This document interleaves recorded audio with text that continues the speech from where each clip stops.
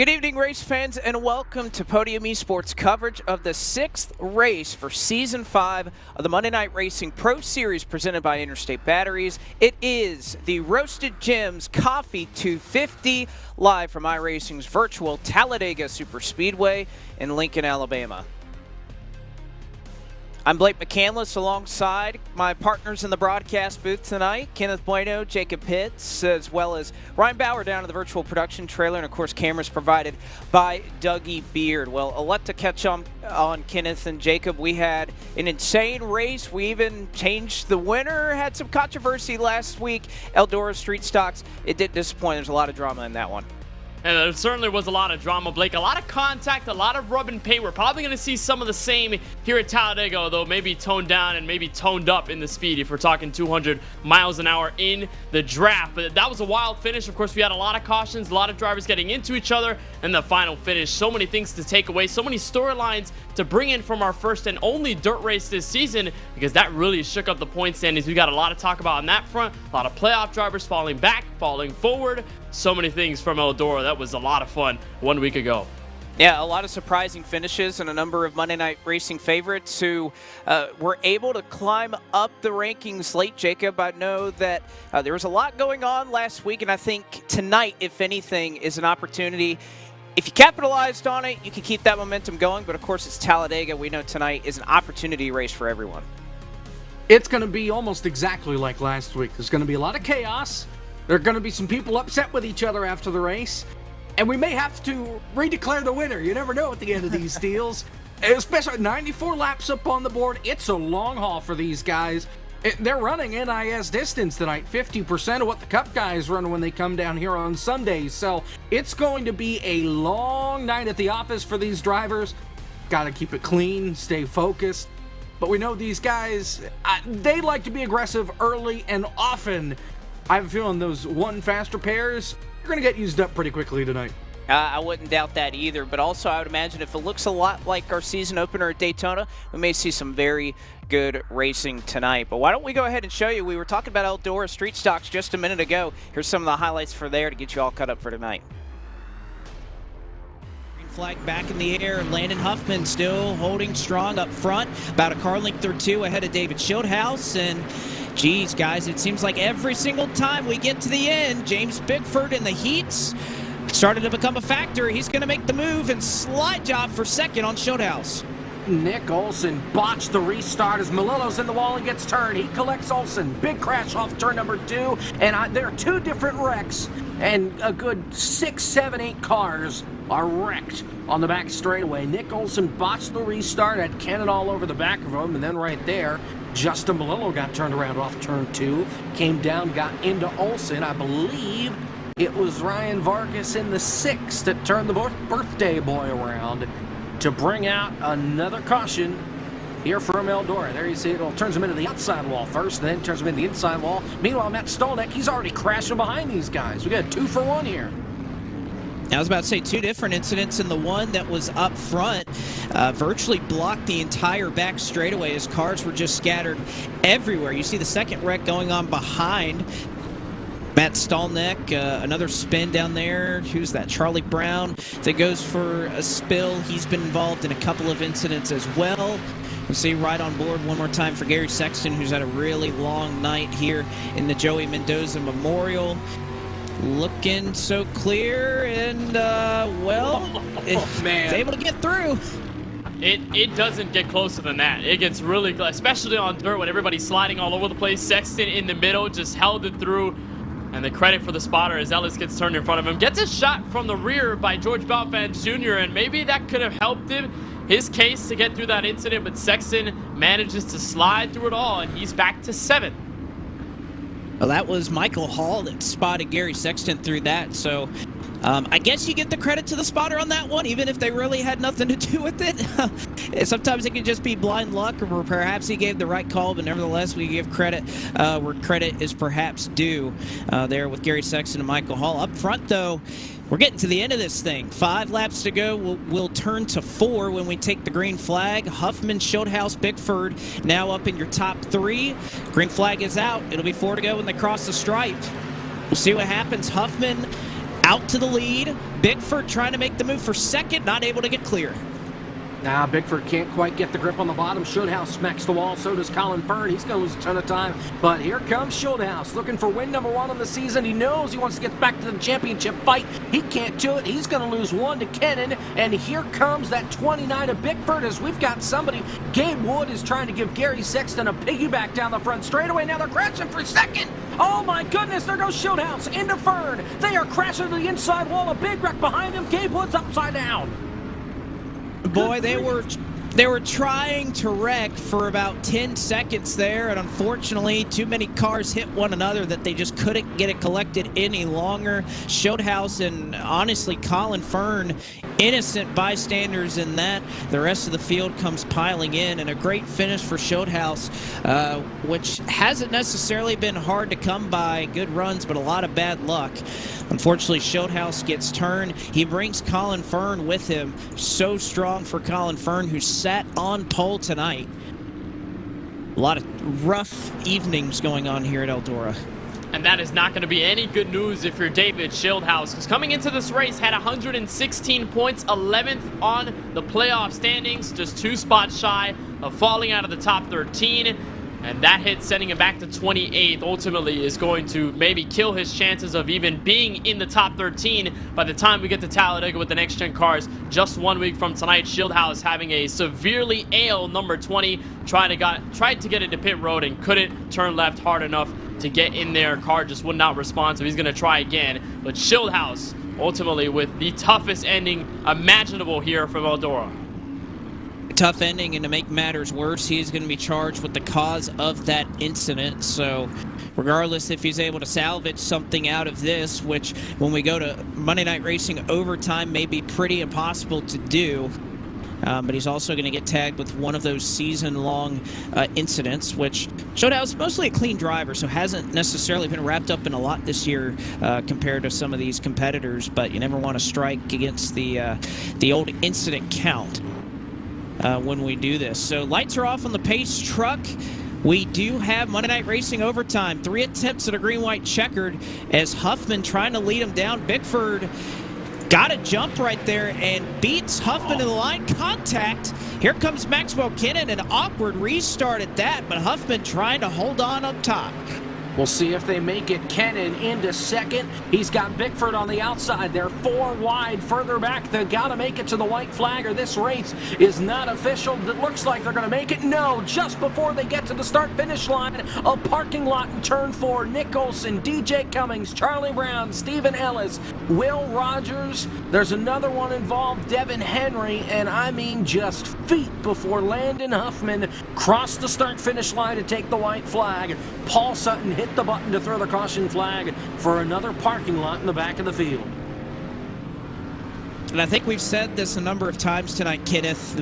Multiple wrecks going on at the same time. I saw Will Rogers in the 46 of Stephen Ellis. That kind of caught my eye as we work into the corner. Yep, you see the contact right there. And whether it's a reaction to that or something entirely different going on, golly, Mike Clay, Charlie Brown, DJ Cummings, again, just the same names over and over again. I'm sure some of these guys just wish tonight would end.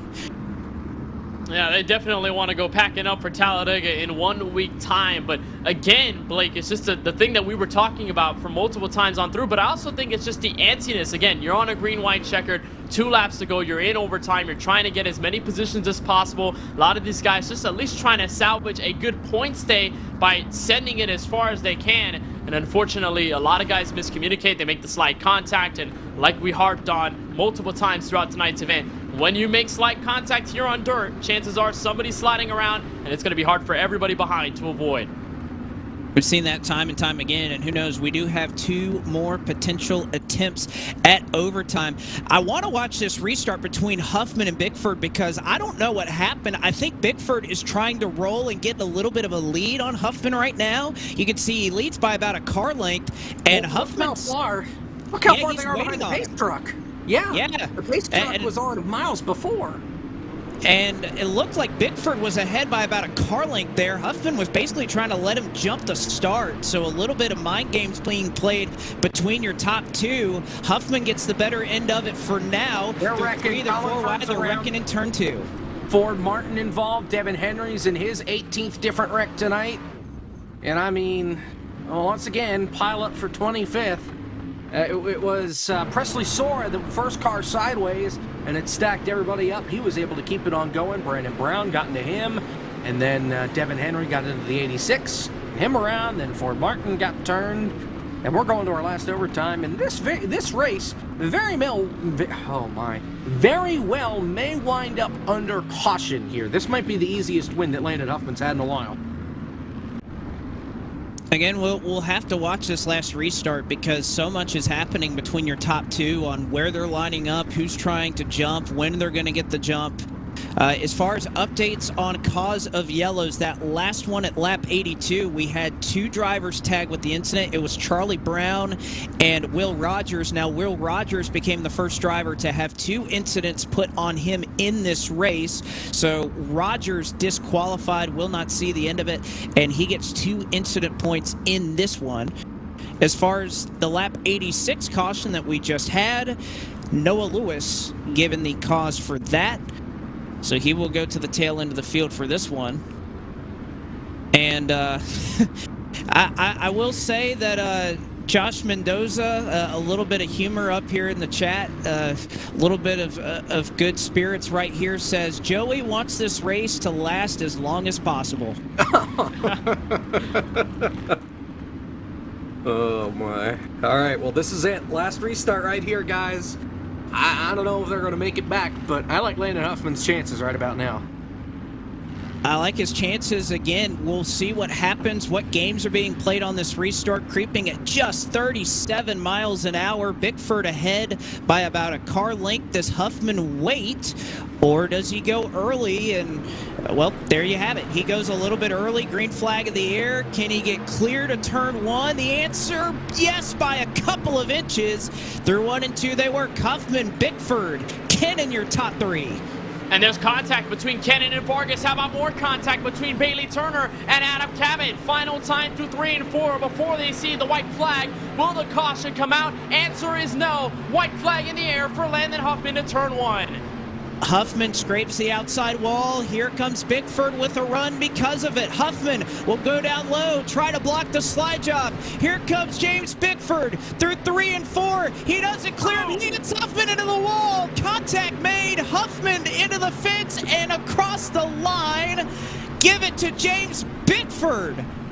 Bickford by 42 1/1000ths of a second moves Huffman right out of the way, and Kennan just didn't have enough. And James Bickford, 2 times a winner here in Season 5. Back to back? How about it? And Max Kennan, again, almost wins. Well, not back to back for Bickford, I guess, because of Texas, but Max Kennan has lost by, I think, a combined 5 feet over these last 2 races. He almost won at Texas 2 weeks ago. He almost won tonight. I think 5 feet is generous. It's more like 3 feet. But I mean, look at this replay. Bickford sets it up perfectly. Last lap, he's close enough. Huffman tries a defensive line, and Bickford just sends it in on the bottom. Hip checks the 75 up into the wall. I thought they were both going to wreck. Here comes the 21, but that 29 got back on the gas. I don't think he ever lifted going into 3. Only got to the start-finish line, and it paid off. Well, the other thing that I guess Landon Huffman is trying to bring to attention is all those games that were going on those restarts. He's saying that Bickford was jumping the starts, and you know, the couple of restarts before, there's a little bit of I don't know, there might be something there where maybe we get a decision from race control later on about what was going on those restarts. We saw a lot happening there at the end, but we'll await word if anything is going to change. But for now, unofficially, Bickford, Kennan, who came up so close, bridesmaid once again, and Landon Huffman, your top 3. A little bit left to sort out here. I got to say, no lack of excitement here at Eldora. That's exactly how Joey would have wanted it. And what a crazy race that was last week at Eldora. Through a little bit of a discussion post-race, it ended up being determined that Maxwell Kennan was your race winner in race number 5 of this Monday Night Racing Pro Series presented by Interstate Batteries. Locks himself into the playoffs with that win, and we can go ahead and catch up with him and see if we can bring him up in here to the broadcast booth. Max Kennan, you got a copy for us? Yeah, I got a copy. How are you guys? Pretty good. I know you had to be feeling good after last week, being able to get that win at this juncture of the season. I know I talked to you about it last week, but just kind of repaint this picture. Now you're a winner. You're coming into Talladega. How much confidence does that give you in a race like this where we know anything can happen? And, well, guess what? You just get to come out and have fun and try to get another one. Yeah, I was actually talking to my spotter, Tom. Normally, I try to run at the back of these races, and it normally doesn't end up well anyway. But I think he told me that we should just try to get up there and lead as much as we can. I feel like I'm down to do that, and I think it'll be a good strategy until I wreck or something happens. But I just feel like the amount of stress that is not on my shoulders right now for this race is incredible. So I feel pretty good about it. You know, and I've also thought about this, Max, is that, okay, you're locked in. You have this pathway to the playoffs kind of paved for you. Is there anybody else? I know there's some alliances. There's teamwork that goes on. Obviously, there's the opposite end of that, or maybe have a little bit of beef with somebody. You're not trying to help them, but is there anybody that maybe is coming to you asking for help tonight? They know you have maybe nothing to lose and maybe can help them a little bit. Is there any kind of strategy or teamwork going on with anyone tonight? I mean, no one's really came forward and talked to me yet, but if it goes like the race did earlier this year at Daytona, it seems like within 20 to go, you start realizing who can do what and who can push the best. And it also comes down to who's left. So whoever's left at the end, you got to work with them. So we'll see. You'll start to see who works together and who doesn't. But who knows? Maybe I'll be there at the end. Maybe I won't. We'll see. Well, we'll see if you can make it there to the end, Max. We see a lot of cars there on the left side of your screen starting to make their way out for practice. One final question before we let you go. A lot of experience with this car. I know we ran this back at Daytona, but there's been a couple of updates within the last week, actually, that iRacing's put out. So any new things that you've kind of learned, testing things out and seeing what's a little bit different this time around? I was actually just talking to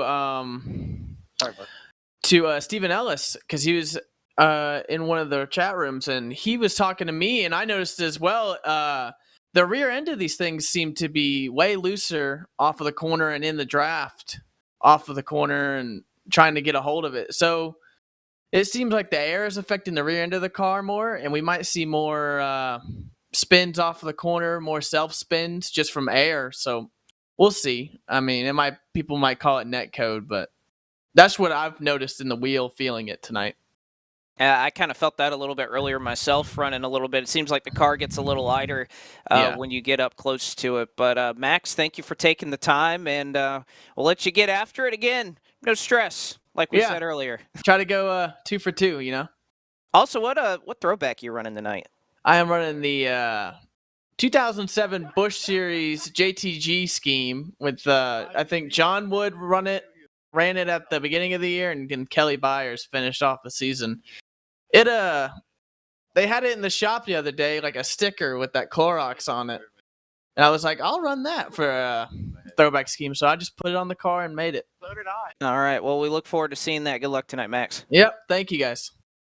Max Kennan, your winner from last week at Eldora in the Street Stocks, is your winner in the 5th race here of the Monday Night Racing Pro Series presented by Interstate Batteries. And he actually brought up a name of who we're going to get to know this week. That is Stephen Ellis. Devin Henry caught up with Stephen earlier this week. A former winner in Monday Night Racing at Talladega, it is MNR's own Canadian Stephen Ellis with us here to try to get to know you a little bit better. And up north, I mean, there's a lot of stuff that you do, whether it be in the NASCAR world or also, as you can see, kind of in the hockey world. What exactly do you do in both elements? My main job is I'm the web editor for the Hockey News. We're heading into our 75th year, the oldest hockey publication in the world, and so it's a dream of mine to be a part of that. I've played hockey from a young age. My family was very involved in the sport, and it was just something that, to me, I just had so much passion for. And I guess any kid in Canada dreams of being involved in hockey some way, and that was something I wanted to do from a young age. And I got the opportunity with the publication that kind of got me into hockey. I used to bring magazines for the Hockey News, hide behind my textbooks in class, and I would memorize the rosters. The NASCAR side of things, I am very involved in the NASCAR Pinty series. I've been a photographer, I've written stories, and I've been kind of involved in the media side for various outlets and various teams over the last couple of years. And I will still say the NASCAR Pinty series produces some of the best racing. We just got to keep showing it to the world. And you have some real world racing experience. Hold your line, here. Hold your line. Come on. When it comes to those go-kart races, can you take anything into the sim with the very few road course races we run? It's fun. Go-karting, I race at Goodwood Kartways, which is where a lot of kind of the Canadian pro drivers come from. Guys like Robert Wickens, James Hinchcliffe, Daniel Morad, and Nicholas Latifi actually too. And so it's a lot of fun. I got back into it after about 10 or so years, or 15 years of not racing, and had some injuries when I first did it. The weather here in Canada sucks a lot. I don't know if it's just specifically the nights I pick. I've done 3 races already this year, 1 in snow, 1 in pouring rain, and 1 in kind of clear conditions. I just want to be involved as much as I can, and it's fun. I learned when I was a kid, I'm like, why can't we do more of this? And then when I learned when you're an adult, these things cost money and they're expensive, and especially in Canada, where you just don't have an influx of all this stuff. It's hard to find a go-kart. I hope to keep doing more, higher level preferably at some point, but it's something I always look forward to in the weeks. You are one of the few people who has ever won in Monday Night Racing. Massey, give me a room. Holy come on, Melillo, bring it! Where are we going? Oh my god, I made it to the front. I'm like 30th. Give it to Stephen Ellis from Toronto, Ontario. I knew I had a shot, and then late in that race, I get involved in an accident, no fast repairs, and my car's just damaged. So I think that was kind of the good thing, because they showed the onboard on the broadcast, and it's like, I'm lifting. It's because I wasn't lifting. It was just my car wasn't fast anymore. I had too much damage, and I was just kind of going with it. And I just remember saying after that race, like, how did that happen? How did we do that? Because again, it's so hard to win, and as you mentioned, not a lot of guys have won in Monday Night Racing, and to be able to do that in such a dramatic fashion, where it was probably one of the most unlikely wins you're going to get in the series, was very cool. It's one where whenever there's something like, what's your favorite moment of Monday Night Racing? It's someone's always mentioning it because of how just strange it was.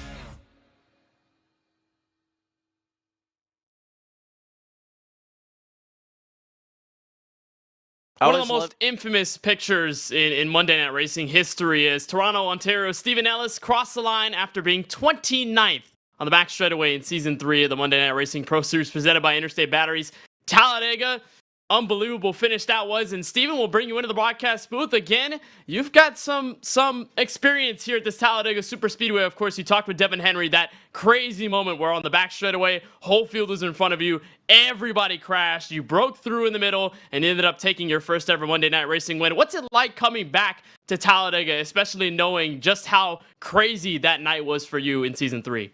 That was awesome, and right now in practice I'm P1, so I'll take it. But yeah, it's always fun going to these races. I love super speed races. It's been something that's been really kind to me on kind of all sim racing for the last couple of years, and it's just something where a lot of people say it just kind of has to involve around luck, and that's how I won my race. But I feel like it's something where you still got to put yourself in these positions to be in a good spot near the end of races, and that's really important. I really like doing that.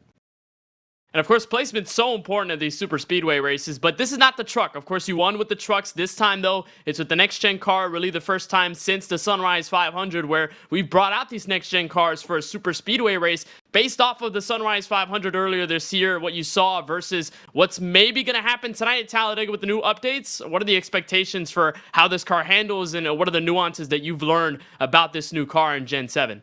Well, track position was very important at Daytona for sure. That was something where you wanted to kind of sit up front and qualified well, kind of stayed in the top 10 for a lot of that race until an accident midway through. But for this week, it seems like it's a lot looser.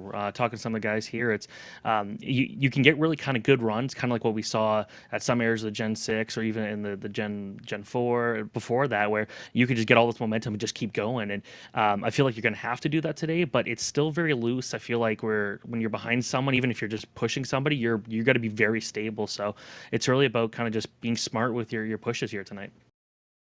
Definitely going to be very important. And tonight is usually a normal regular season race. Of course, we talk about the intensity of the playoffs, but it's sort of a special night. Everyone's running different paint schemes, and you've got some very interesting colors on your number 46 Chevrolet. Walk us through this paint scheme and the inspiration behind it for tonight. Well, I'm the only Canadian in the field, so I feel like I got to really play into that. So I went into one of the best drivers to come out of the NASCAR series, which is now the NASCAR Pinty series in Canada. Peter Gibbons, he drove a Canadian Tire car, yellow, black, and red. It was kind of like a staple of the series during the big days of NASCAR before NASCAR took over, and I just kind of want to do something for that. That was one of the very first cars I remember seeing him race against guys like Tony Stewart, Matt Kenseth, Johnny Benson at the 2002 Canada Day Shootout, and seeing how good he was and how good these Canadian drivers could actually be on short track. So I wanted to do something like that. Obviously not a short track, but I felt like it'd be something kind of unique because no one else is Canadian here.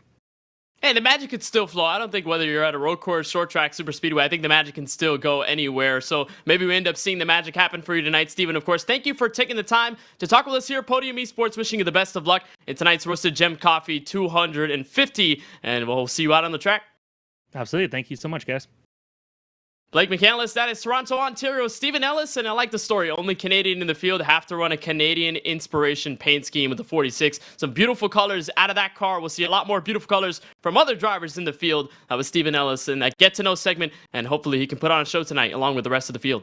I think he'll be able to do just that. Again, a winner, as you mentioned, in Season 3 of Monday Night Racing at this very racetrack. Perhaps it'll be good once again tonight. But, folks, on the other side of this break, it is time to get you ready for the Roasted Gems Coffee 250 tonight from the Talladega Super Speedway. We'll be right back with the Monday Night Racing Pro Series presented by Interstate Batteries.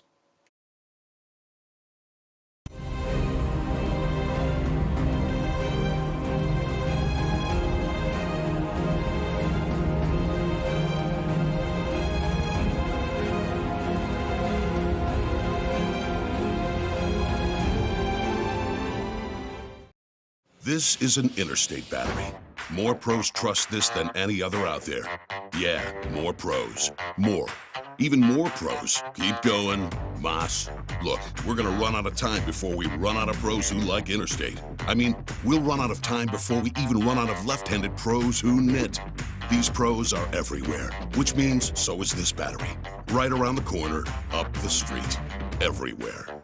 Interstate batteries. Outrageously dependable.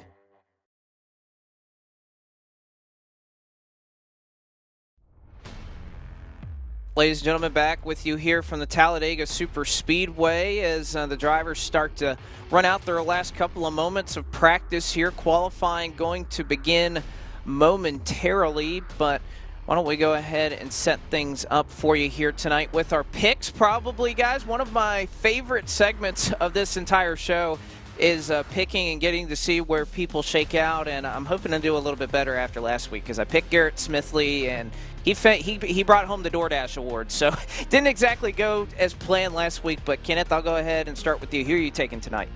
All right, so we'll see exactly how things go. Of course, Talladega is always a wild card. You don't know who's going to be there at the end, who's going to be the victor by the time the checkered flag waves. But I'm going to go with George Balfens Jr., the 94, the driver at the Road to Glory series last season. Remember, his finish at Daytona, his performance at Daytona was something you couldn't scoff at. This rookie driver has definitely shown a lot of strength at not only the Super Speedway so far, but at many other tracks throughout the schedule. And look at that average finish of 2. Finished second in that Sunrise 500. So I believe we're going to see George Balfens up in the front of the field, probably very aggressive like a couple of others, but he will be the one standing at the end of this one to take his win.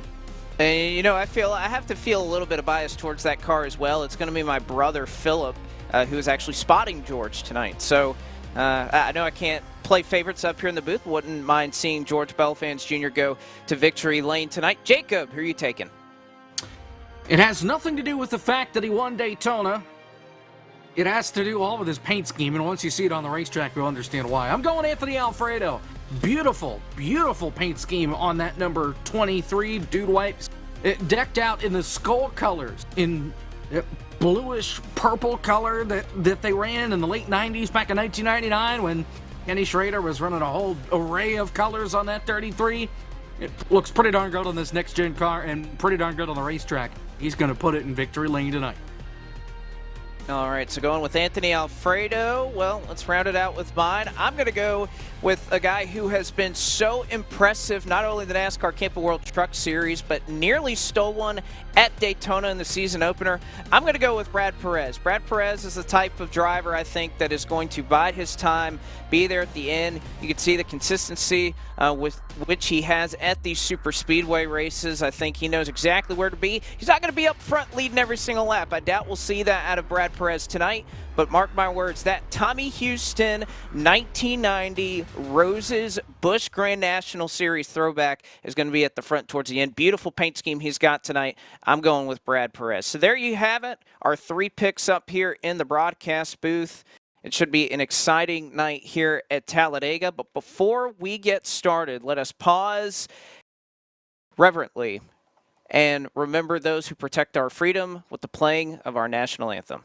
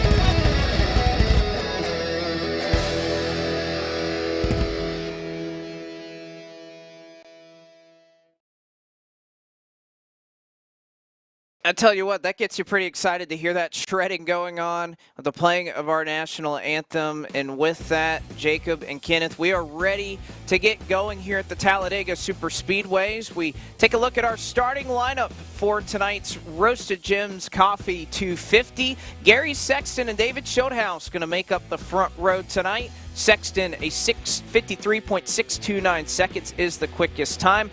Anthony Alfredo and TJ Major is going to roll off from the second row. 2 drivers we'll have to keep our eye on tonight.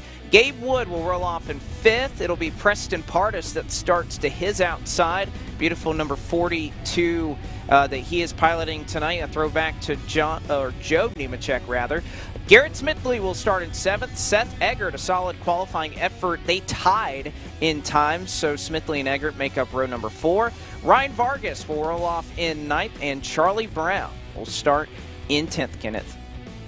We'll look to row number 6 and Bailey Turner, Adam Cabot, the 2 Cabot eSports cars, the 5 and the 17. We'll talk about the throwbacks a little bit later. They start 11th and 12th. Malik Ray returns as After the Sunrise 500, we saw how good he did there. We'll see what he could do here from Talladega, rolling off 13th. Max Kennan, the driver we just talked to not too long ago in our pre-race segment, he starts 14th. George Balfans Jr., my pick for this race, starts inside the top 15. You have one of the most aggressive super speedway drivers to his outside in P16. That is the 86 of Colin Fern. Presley Sora, the 98, a beautiful throwback on this driver, starting 17th. Lane Sabile will be to his outside in P18 for row number 9. Final drivers in the top 20 include the 13, Raja Karuth, and the 24 for Grip Marketing, Nick Olson. Jacob?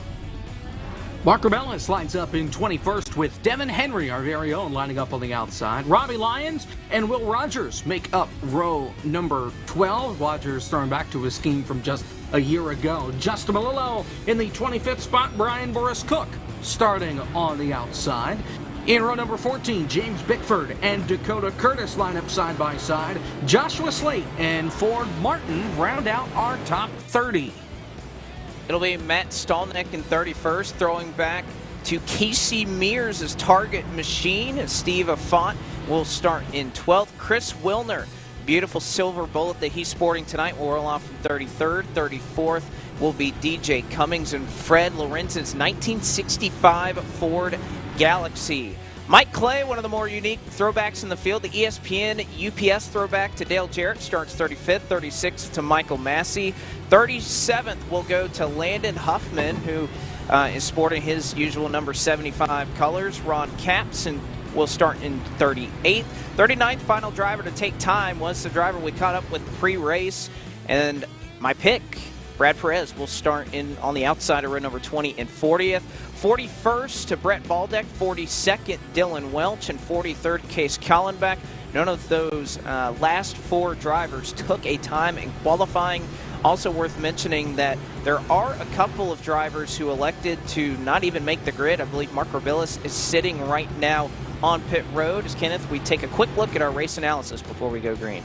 Indeed. So Jacob mentioned at the top of the show that this is a long race. This is half of what the real-life NASCAR Cup Series runs at Talladega. 94 laps. You're going to need a lot of patience if you're going to get to the checkered flag. Here tonight, we go 100% on the fuel load, so that's going to change some things when we talk about fuel strategy if we get there. Unlimited tire sets, so no need to worry about running out of sets at the end of the race. We've got 1 fast spare given to every driver and 3 green-white checkered attempts if we need them, Blake. Only 3 if we need them. Only 3 if necessary. As Jacob, you see the weather there presented by Interstate Batteries. Track temp toasty, 98 degrees, and of course the sun just going to keep beating down on it. So these drivers are going to be dealing with a slick racetrack all night long. They talked about how loose they were in practice. We'll see how that plays out today. Is the pace car going to pull down to the safety of pit lane, and the green flag going to be in the air, led to the green flag by Gary Sexton, David Schildhaus. We are underway. The Roasted Gems Coffee 250. Schildhaus with a big bump, going to take the lead into turn number 1.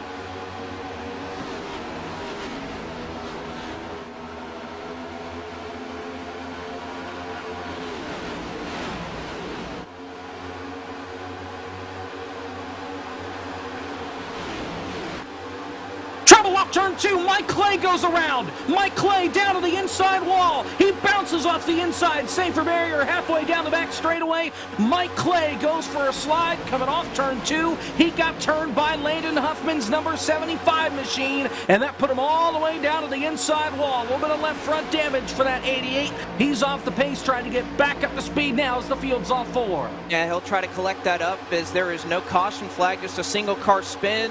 Huffman loses the draft. As you can see, 1 car all the way on the apron. That is Colin Fern. No yellow line rule to speak of. It's getting hairy as they enter turn number 1, Kenneth.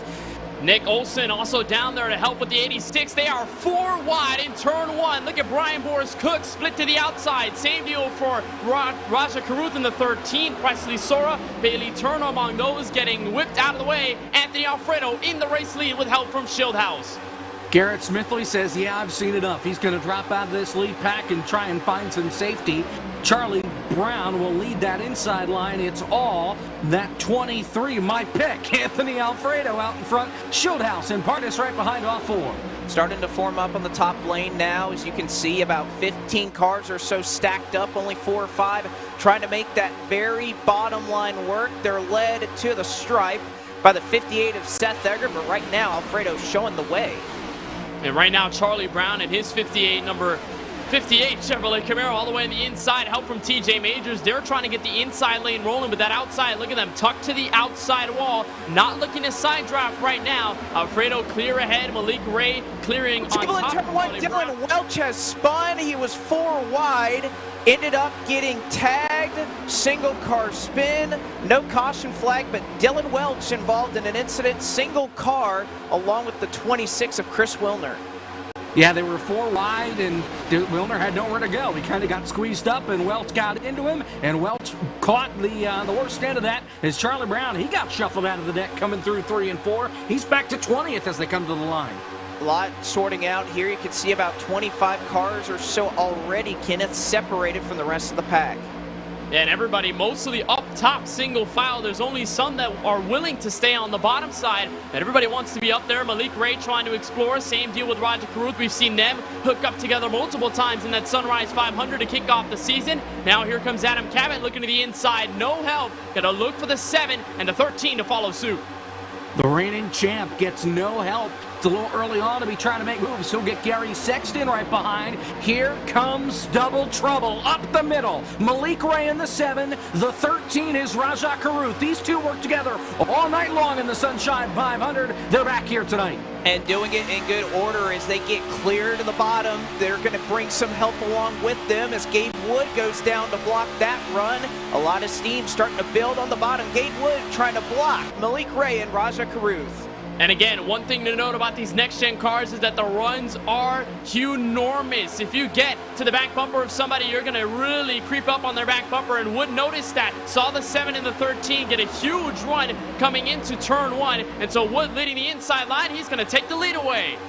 And here comes that 7 and the 13. They look to the middle. Gabe Wood shuts the door on them, and that's going to open the door for Cabot on the inside. Alfredo and Showhouse will work together on the top and push all the way back around Gabe Wood and the double in the middle. It's going to be Alfredo, but here comes Wood with the run on the bottom. And I tell you what, that tandem of Malik Ray, Raja Carruth starting to fall back. They are in the middle, and they are losing spots quickly as that Darrell Waltrip machine there down on the bottom separated them behind Gabe Wood. That is Adam Cabot that broke that run apart.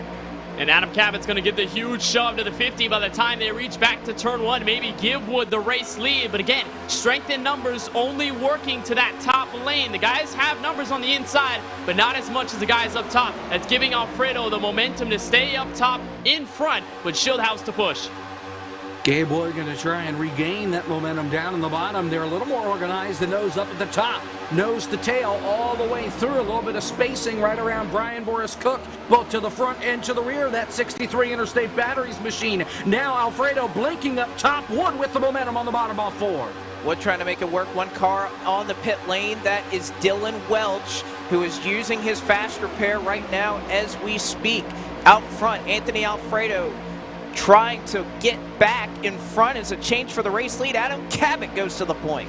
It was Gary Sexton and Adam Cabot that went together to the top in front of Anthony Alfredo when Bailey Turner tried to follow, got stuck in the middle on top of George Balfans Jr. and now he's fallen back, now behind the 2 of Robbie Lyons, side by side for the race lead. This time Sexton versus Cabot as they head back for turn 3. Sexton has to back off a little bit, gets the help from Gabe Wood in the 50. The 94 of Balfon's right there as well, but here comes David Shieldhouse. He drops to the bottom of the racetrack. He looking for the lead, trying to take Matt Kenseth to the front in that Crown Royal car. He's clear for the lead off 4. David Shieldhouse to the race lead here at Talladega Superspeedway. They'll cross the stripe this time, begin lap number 8. They're looking like they're racing here to the end, but just as quickly as that happens, Gary Sexton once again at the top spot. Matt Kenseth, the previous winner at Talladega, but Richard Petty, we know how good he is at all types of tracks. That's the scheme that Gary Sexton is running with the Battle Beaver colors on board. Gabe Wood going to give the huge shove, and it's only 4 cars on that inside lane, but a miraculous job. Here comes Balfans up top. By the way, middle 3 wide around where Malik Ray is. Well, yeah, you wonder where that bottom side went. You can thank Malik Ray in the middle. Kind of in the sucker hole there, just clogging everything up. That's allowed that hole to form on the bottom. Big stack up on the outside of the racetrack with Cabot and Alfredo. They all sorted out. It's Gary Sexton, Gabe Wood, and Robbie Lyons clear off 4 as Wood hits the wall. Wall contact with Sexton, and Wood is going to fall through the field. 4 wide. they travel around the ailing 50 machine, able to get it collected up, but going to lose about 15 spots in the process. And you talk about just how fast things happen at Talladega, guys, in these super speedways. Anthony Alfredo, who was all the way at the front of the field, he's now down within the top 15 after getting stuck in the middle. Now this time it's the Mark Martin machine, led by the 94, George Balfans, keeping pace with the 1 on the back straightaway. Raja Caruth and Charlie Brown, they pull out of line. They're going to lose a little bit of time. I think Raja is looking for some help in Malik Ray. Nonetheless, here's Gary Sexton back on the bottom of the racetrack with help from Robbie Lyons. Number 1 and number 2 will take number 1 and number 2 position-wise off the corner. Gary Sexton to the top side of the racetrack, number 2, and Robbie Lyons tries to go to the bottom. Lyons going to have a huge run. Help from Preston Pardis. Move Robbie Lyons to the front of the field. They'll go 3 wide behind him. Bailey Turner underneath the yellow line looking for second. You've got a 1985 scheme for Bobby Allison up at the front with Robbie Lyons and 2 1990s favorites, Terry Labonte and the 42 Bell South Chevrolet. Second and third right now. They're 3 wide in the middle of the field. How about 4? Anthony Alfredo, Adam Cabot in the middle.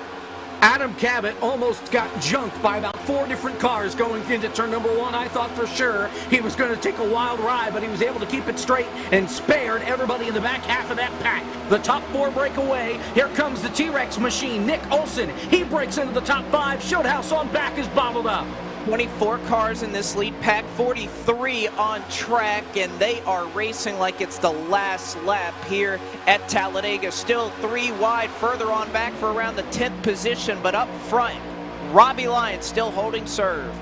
There are 6 cars breaking away free. The 42 apart. It looks like he's going to duck out of line. It's going to open the door here. Space for Dakota Curtis and the T-Rex machine to Nick Olson. There are still 3 wide in the mid-pack for the top 15. Guys, this is the aggression we saw at Daytona in the Sunrise 500, and it is not letting up. Here comes Bailey Turner with help from Dakota Curtis to the outside. Lyons and Olson will stay glued to the bottom of the racetrack. Here comes Ryan Vargas in the 6, up the middle. They'll be 3 wide for position number 4. Gary Sexton along the outside wall. 4 wide off corner number 4. It's not the first time we've seen 4 wide. It certainly won't be the last. Nearly contact behind Vargas with David Showhouse and the 45 of Dakota Curtis. They are bouncing off each other in the tri-oval. They still keep it sorted. Oh, by the way, lap traffic not too far ahead. It is Mike Clay and Chris Wooner, the 88 and the 26, that's in front of this entire pack. Now Bailey Turner is going to get a huge run off the 33 degrees of banking here at Talladega. Almost enough to get ahead of Robbie Lyons. They've sorted out the 3 wide, 4 wide scenario, but they're catching lap traffic. It's going to get very dicey very soon. They've calmed down for just a moment as TJ Majors bounces it off the straightaway outside wall. He got a big push from Raja Caruth. That second pack is coming, though. They are all single file on the bottom. That train led by Matt Stolneck, and they are charging toward the back end of this lead pack. That's a great point, Jacob. I was looking at the intervals, and it's slowly starting to shrink. That gap was once 6 seconds. Now it's down to under 4. So that pack going to make it 35 cars. When they eventually get here, they go around lap traffic. Bailey Turner to the top spot. And Gary Sexton got pushed in the middle. Now he's going to go through the sucker hole all the way, falling through the field. They're going to be 3 wide, getting around the lap traffic. Chris Wilner and Mike Clay giving space on the bottom side. Everyone trying to pick their way through. Another car lap traffic up in front. It appears to be Mark Rabillas, but Bailey Turner and the company getting through. Here comes Will Rogers to the inside. Will Rogers with help from Brian Boris Cook in that 63. They'll drop to the inside of the racetrack. Here comes Anthony Alfredo to the back bumper of that 17 of Adam Cabot. Robbie Lyons is there on that inside line. Rogers and Turner door-to-door off 4. Rogers trying to make that bottom side work. Again, like you mentioned, the Interstate Batteries Camry of Brian Boris Cook right behind him, trying to provide the help that he needs right now. Turner and that 17 of Cabot, too strong. Yeah, very strong on the top side. Again, their teammates, Cabot eSports, we've seen them get together, work together on the racetracks. Remember Martinsville with the MX-5s. They were around each other near the end of the race trying to catch up to Presley Sora. And running these 2 magnificent paint schemes with the 17 and the 5. Still single file there as Alfredo moves back to third. 1 car on the inside. 1 car dropped way down low. Not quite sure who that was. At least I thought I saw somebody drop way down low. I might just be seeing things, though. Talladega does strange things to people. Bailey Turner and Will Rogers still side by side for the lead. Rogers with a huge run on the inside, almost clear off turn 4. Finally able to get that help that he needs from Brian Boris Cook as McKinleyville, California's Bailey Turner leading that outside line through the tri-oval. One distinct bottom and top groove. Nearly a dead heat of the line, though, as they work to turn number 1. I watched Gary Sexton get back to the inside. He's trying to pick his paces up and at least pick up the pieces from that incident all the way in the middle where he basically just got left for dead. And again, just like the start of this race, inside versus outside, the outside having the strength in numbers, still even between the 5 and the 55. Huge stack up off turn 2. Garrett Smithley trying to get around the slower cars. Mike Clay. Here comes Charlie Brown. They are 5 wide. One car on the apron. Down the back straightaway into turn number 3. They all sort it out. Mike Clay, Stephen Ellis, Garrett Smithley all involved in that. And Garrett Smithley probably lost half a dozen spots, if not more. But again, this is that second pack trying to chase down your race leaders. They've done a pretty good job of that up to this point, but the lap traffic certainly not helping that cause. Just on the outskirts of trying to catch the top 10, you can see Ray, Smithley, and Carruth trying to lead them on. And you talk about Stallneck and company being single file. Everyone's now getting too wide throughout the entire field. So that time was being gained. It's now at least neutralizing or being lost as Will Rogers ends up ditching the inside, ditches the 63 of Brian Boris Cook, and to the lead, the Flying Hawaiian goes. You may want to look at this second pack because this first pack, it's all neat and orderly as here comes Bailey Turner down the inside. This second pack, they are 2 and 3 wide almost all the way through. It's single file at the very front with Rajah Carruth and Malik Gray, but they are double wide back there. Brad Perez getting shuffled around. Steve Affont, Stephen Ellis, Garrett Smithley all in that. And again, they're screaming at each other, let's get in line and do what was working for us earlier to try and chase down that lead pack, though up front, they don't care. They're going to drive away as Bailey Turner once again on the point. And Rogers tried to make a case for the outside line to at least get in front of Bailey Turner and failed into turn 1 and 2. And now try to get to the inside in front of the Grit eSports cars, the 2 and the 24. That's Robbie Lyons, Nick Olson. He stacks them up as Bailey Turner clear for the lead on the back straightaway. It looks like we're in 1995 with this top 3 right now with Turner, Brian Boris Cook, and Adam Cabot up on the outside outside line. Terry and Bobby Labonte, and then Darrell Waltrip up there on the outside. But here comes Will Rogers. He's trying to break the party up at the front. And Rogers trying to get clear up top. Turner not going to have any of it. Holt serve over the top side. As you can see, those grooves separating, one at the top, one at the bottom. Give it to Turner once again. That 5 car controlling the pack here at Talladega. And you can imagine in some cases, guys, again, 94-lap race. It's a very long event here tonight from Talladega, so maybe they're being aggressive at the start just so they can have the track position for later. We'll just see if strategy starts to come into play as of lap 18. Better run out of turn 2 for Will Rogers. Not enough to get to the 5 or the 18. The red, yellow, and green and black machine still clear ahead for the lead. Well, you got to keep in mind, Kenneth, as well, that they could be racing to the first attempt at green flag pit stops if we keep this green long enough. So they want to be in a good spot. They at least want to have some drafting partners that are willing to pit with them whenever they decide to pull the trigger to go to pit road. That is going to be a key, Jacob, is whether they can get to those green flag pit stops, as we want to remind you that Interstate Batteries are built to top industry standards. Interstate Batteries has been the technician's choice for 9 years and counting, powered by a distributor network of 300 wholesale warehouses and backed by more than 150,000 dealers around the world, as well as 200 all Battery Center franchise stores. Interstate seeks to deliver the most trustworthy source of power to the world every single day. Interstate Batteries, outrageously dependable. We'll reset the order for you here. Bailey Turner, your leader. Brian Boris Cook in second. Will Rogers runs in third. Robbie Lyons in fourth. Adam Cabot runs in the 5th spot. Nick Olson in 6th. Anthony Alfredo, your Daytona winner, runs in the 7th position. 8th, the Gary Sexton. 9th is Ryan Vargas. And Dakota Curtis, Kenneth Bueno rounds out the top 10 as they head to you. And they're back to turn 1 and 33 degrees of banking out of turn 4. I saw Rogers got a better run, so the inside lane, despite not having the numbers versus the outside, are getting better looks here. And out of turn 2, they'll convincingly have the lead. Robbie Lyons, Nick Olson ditched to 55. Rogers stuck on the bottom, help from Gary Sexton on the Toyotas down low. 3 wide as the Grit eSports cars work together in turn 3, almost a stack up there. Big shuffle up at the front. Nick Olson got bodied. Here comes Adam Cabot. He sticks it down there. 3 wide for position number 2. Now Turner's clear. 3 wide for position number 3. Robbie Lyons running away with the show. Robbie Lyons running away towards the front. Nick Olson running another direction. That's towards the back as he is the only car left in the middle. Will Rogers going to join him, but Lyons still leading the bottom. Turner leading the top.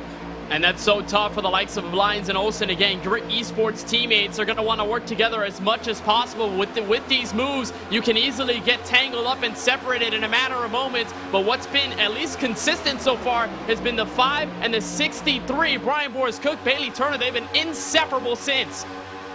That second pack was catching for a moment. They got single file again after Malik Ray basically lectured everybody over the radio. The problem is, now that things have calmed down for just a moment up at the front, they've started to lose a little bit of time. They're going to need some more help. Robbie Lyons back out in front, all 4. Oh, and a big moment there for Robbie Lyons as I believe Cabot got him a little sideways. We've seen a number of drivers talking about how loose these cars are, how much of a difference it is from Daytona earlier in the year. Lyons, though, going to get the shove from Cabot to take the lead. Indeed, you're right, Blake. Remember, Max Kennan, Stephen Ellis on our pre-race show, they both talked about the fact that these cars are way lighter, way looser off of the corner. That's not going to affect Adam Cabot's run for the race lead out of turn 2. He's going to bring the 1, Gary Sexton, with him. So bring your defending champion, Adam Cabot, to P1. Cabot has yet to win this season, and he is barely above the cut line. I'm sure he would love to go to victory lane right now. And then there's the guy in second who has the highest point total without a win in Gary Sexton. I'm sure he would love to just lock himself in as the number of races before the playoffs is getting dramatically low for these guys that are trying to get in. You make a good point, Jacob. There's not that much time to try and make up those wins. We're running out of races here in the regular season, so could tonight be a night for somebody like a Brian Boris Cook to score that elusive victory? And you also got to think, Jacob, the 17, Adam Cabot, your defending champion. Remember the performance at Daytona in the Sunrise 500? Dismal. Did not want to end up in multiple wrecks. Did not want to stay in the pack. Adam Cabot trying to get some redemption. They're 3 wide as miscommunication happens between Lyons and Rogers. Rogers trying to side draft. Almost a big stack up there to turn 3. Look in the background. That second pack has caught them. Here comes Malik Ray and Raja Karuth up the middle. They are in the lead pack. They have brought that second pack all the way around the racetrack, and now they're held up by Will Rogers, but it is all condensed off corner number 4. That's exactly right, Jacob. Now 35 drivers, you can say, are part of this lead pack on the front straightaway. A number of them off the pace, involved in those incidents that had no caution, but they get single file through about the first 7 or 8 cars. No longer. Robbie Lyons going to get stuffed all the way down low, and he's going to lose all his momentum. Maybe some cars to help him out. It's going to be the 23 of Anthony Alfredo, but they're going to slow down significantly. Look at the lost speed, and now everybody is getting back in the game. 3 wide as Lane Sabile chucks it through the middle. 4 wide almost. They're all over the place coming to turn 3. Yeah, huge stack up on that outside line. A lot of people just seemed like they wanted to get to the bottom, and that allowed these top 8 or 9 cars or so to break away. But here comes Karuth with help from Malik Ray up the middle, all 4. Trying to make that move work. They're going to go all the way back down to the bottom of the racetrack. These two have made that tandem work perhaps better than any pair we've seen tonight. Karuth, beautiful Dale Earnhardt scheme, is going to get abandoned here by Malik Ray. Ray is going to go up top. He's going to find space. Now Robbie Lyons is going to go through the middle. Maybe he can work with Karuth going to turn 1. And by the way, with Karuth, he's going into this race 18 points above the top 35 cut line. He's missed a couple of races, hasn't had the best finishes week in, week out when he's performed here Monday Night Racing, so he needs a really big run, although it's not going to happen this time as they come back to turn 3.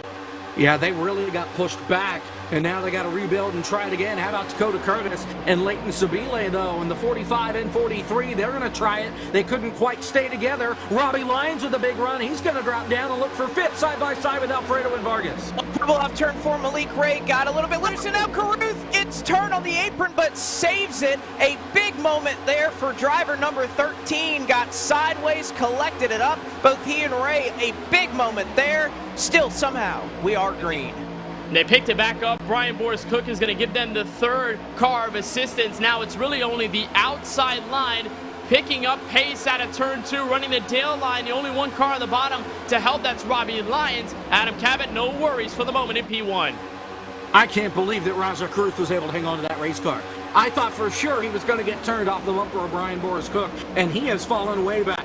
He is back in the 23rd position, but 7 and 13. Here we go again. Up the middle they go, trying to surge their way into the front, but they are way behind Adam Cabot, your race leader, off 4. If it fails once, try again, right? That's the mentality here for these two, as they are once again locked bumper to bumper. Up the middle of the racetrack, trying to make that two-car tandem work, doing a solid job with no help, but it looks like that run's starting to stall out a little bit. And you know this race, guys, is all about having friends. Malik and Raja, they're friends, so they're good with each other, working by themselves, but they need more people. You can only do so much having only 2 cars in a group together while everybody has 6, 7, 8, 9, 10 cars. Now give it 3. Here comes Robbie Lyons up to the middle. Well, here's the thing. If the 7 and the 13 work together when the pack is really split up and they're 3 and 4 wide, they can get to the front quick. If it's single file like this, where they really have to charge to get to the front, that's when they need more cars. They get to the inside line right behind Robbie Lyons, and I thought that too was going to get pointed to the infield grass. Nonetheless, he leads the bottom off 4. There's a big backup and a big stack up right there around Gabe Wood in that 50 car in the middle of 3 and 4. Looks like they've sorted it out. 2 lines distinctly separating themselves as Ray Caruth trying to push that bottom forward. And how about Ryan Vargas trying to work on the inside by himself? The Ray Bestos inspired throwback scheme trying to work to the inside, maybe pick up Robbie Lyons and company. Will they ditch the 6? Answer is no for Lyons. Answer is yes for Caruth. And right now, Malik Ray, as Robbie Lyons gets shot out of the way, gets loose on the apron. Yeah, he got bodied down underneath the yellow line. Remember, you can pass down there, but you don't want to be down there for very long. He loses more than a half dozen spots as here comes the 7 and the 13. They get to the back bumper, that 23 of Anthony Alfredo. They look to the outside. They can't get there. Right now, they are side by side for second off 4. Trying to make the move work down there, Anthony Alfredo. We haven't seen him venture down to the bottom side of the racetrack all that much, but willing to go down there in that dude throwback scheme. Alfredo trying to pull along Malik Ray and Raja Caruth.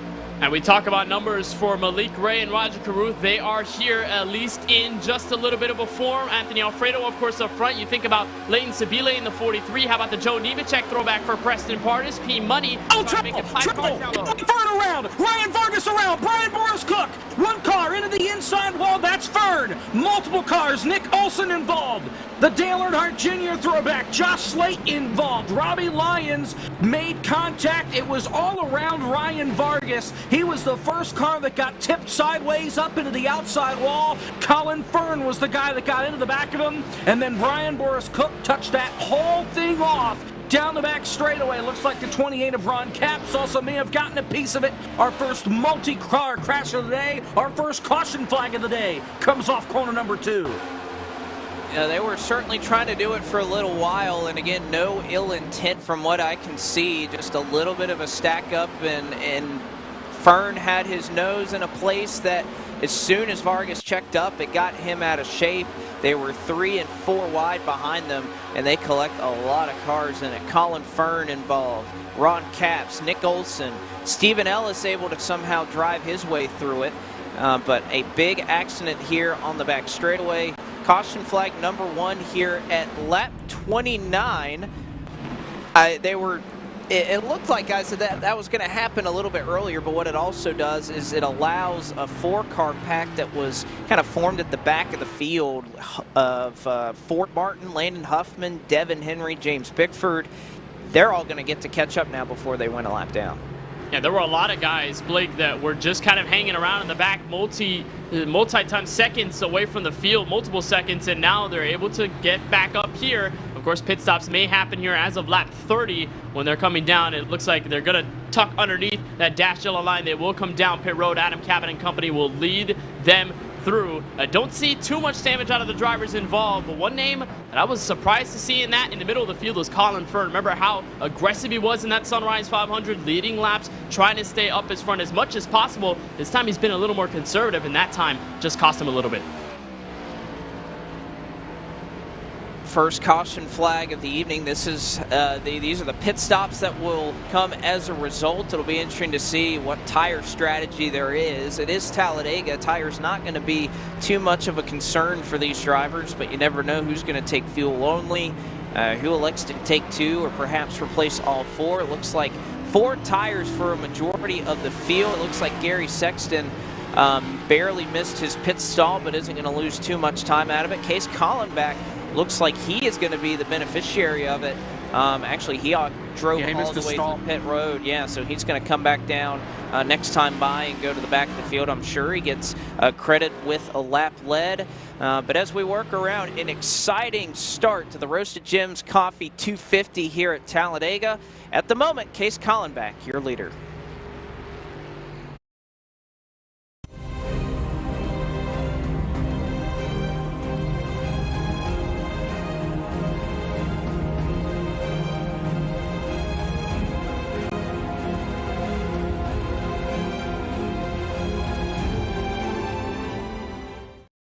This is an interstate battery. More pros trust this than any other out there. Yeah, more pros. More. Even more pros. Keep going. Moss. Look, we're gonna run out of time before we run out of pros who like interstate. I mean, we'll run out of time before we even run out of left-handed pros who knit. These pros are everywhere, which means so is this battery. Right around the corner, up the street. Everywhere. Interstate batteries. Outrageously dependable. Back with you here from the virtual Talladega Super Speedway. Blake McCandless, Kenneth Boydo, and Jacob Hitz on the call for you here tonight. Ryan Bauer down in the virtual production trailer. And, of course, cameras provided by Dougie Beard tonight. A chaotic start here that ends with our first caution flag on lap 29, which I know we were talking there under the break, Jacob and Kenneth.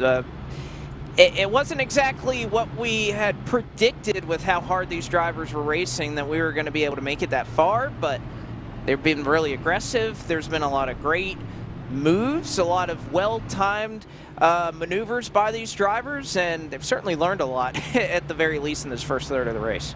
Yeah, that's definitely true. I think I can speak for all of us that we say when there were 5 wide at one point in the back straightaway, we thought somebody was going to go around, somebody was going to cause a caution. Fortunately, though, they all kept it clean, and we saw some fantastic racing from the entire field. And think about the drivers that have moved up through the field. You think about the Malik Rays, you think about guys like Raja Karuth and multiple drivers that started 20th or worse, ending up in the top 5 or top 10. That's unbelievable. Just how fast things happen at a track like Talladega, and the racing has been definitely worth the hype so far. It certainly has. By the way, of note in that caution, as far as incidents are tallied, that one is going to go against Colin Fern after his contact off of turn number 2 with Ryan Vargas. So Colin Fern tagged with another incident. He'll be put at the end of the longest line for this restart. Battle Beaver has everything you need for your next professionally modded custom controller with options for PlayStation, Xbox, GameCube, and much more. Battle Beaver has everything you need to elevate your gaming potential. Head to battlebeavercustomers.com to customize your controller. Again, that is battlebeavercustoms.com. Use the promo code PODIUM for 10% off your custom controller. And by the way, Jacob makes a good point here amongst our production chat. First incident of the year for Colin Fern, so I misspoke there just a moment ago. First tally, first strike, and you know, Jacob, that's important because a lot of drivers we've seen are up in that 3 or 4 incident count already early on in the season. Well, when this was first put out, I thought there's no way we're going to have a lot of people left. But we're almost halfway through the season, and there are only 3 guys that have multiple incidents caused. Landon Huffman has 3, DJ Cummings and Will Rogers have 2. Now, a lot of people have 1, but you only have 3 guys that have multiple incidents caused throughout these first couple of races this year. So I feel that number is going to change by the time tonight's done, but pretty impressive nonetheless. They're spreading the love this year in Season 5 of Monday Night Racing as we will enter the Geico restart zone. Green flag is out, and Adam Cabot, a big launch for him as the race leader. We'll see if they're able to chase him down. They work to turn number 1, working lap number 33. And saw Bailey Turner, Malik Ray immediately go to the inside, and I was just about to say you'd be smiling year to year if you're Cabot Esports, because Turner and Cabot were controlling both lines. Not anymore. 3 cars broken away from the rest of the pack. How about Anthony Alfredo? Big push from David Schildhouse as top 3 will block up top.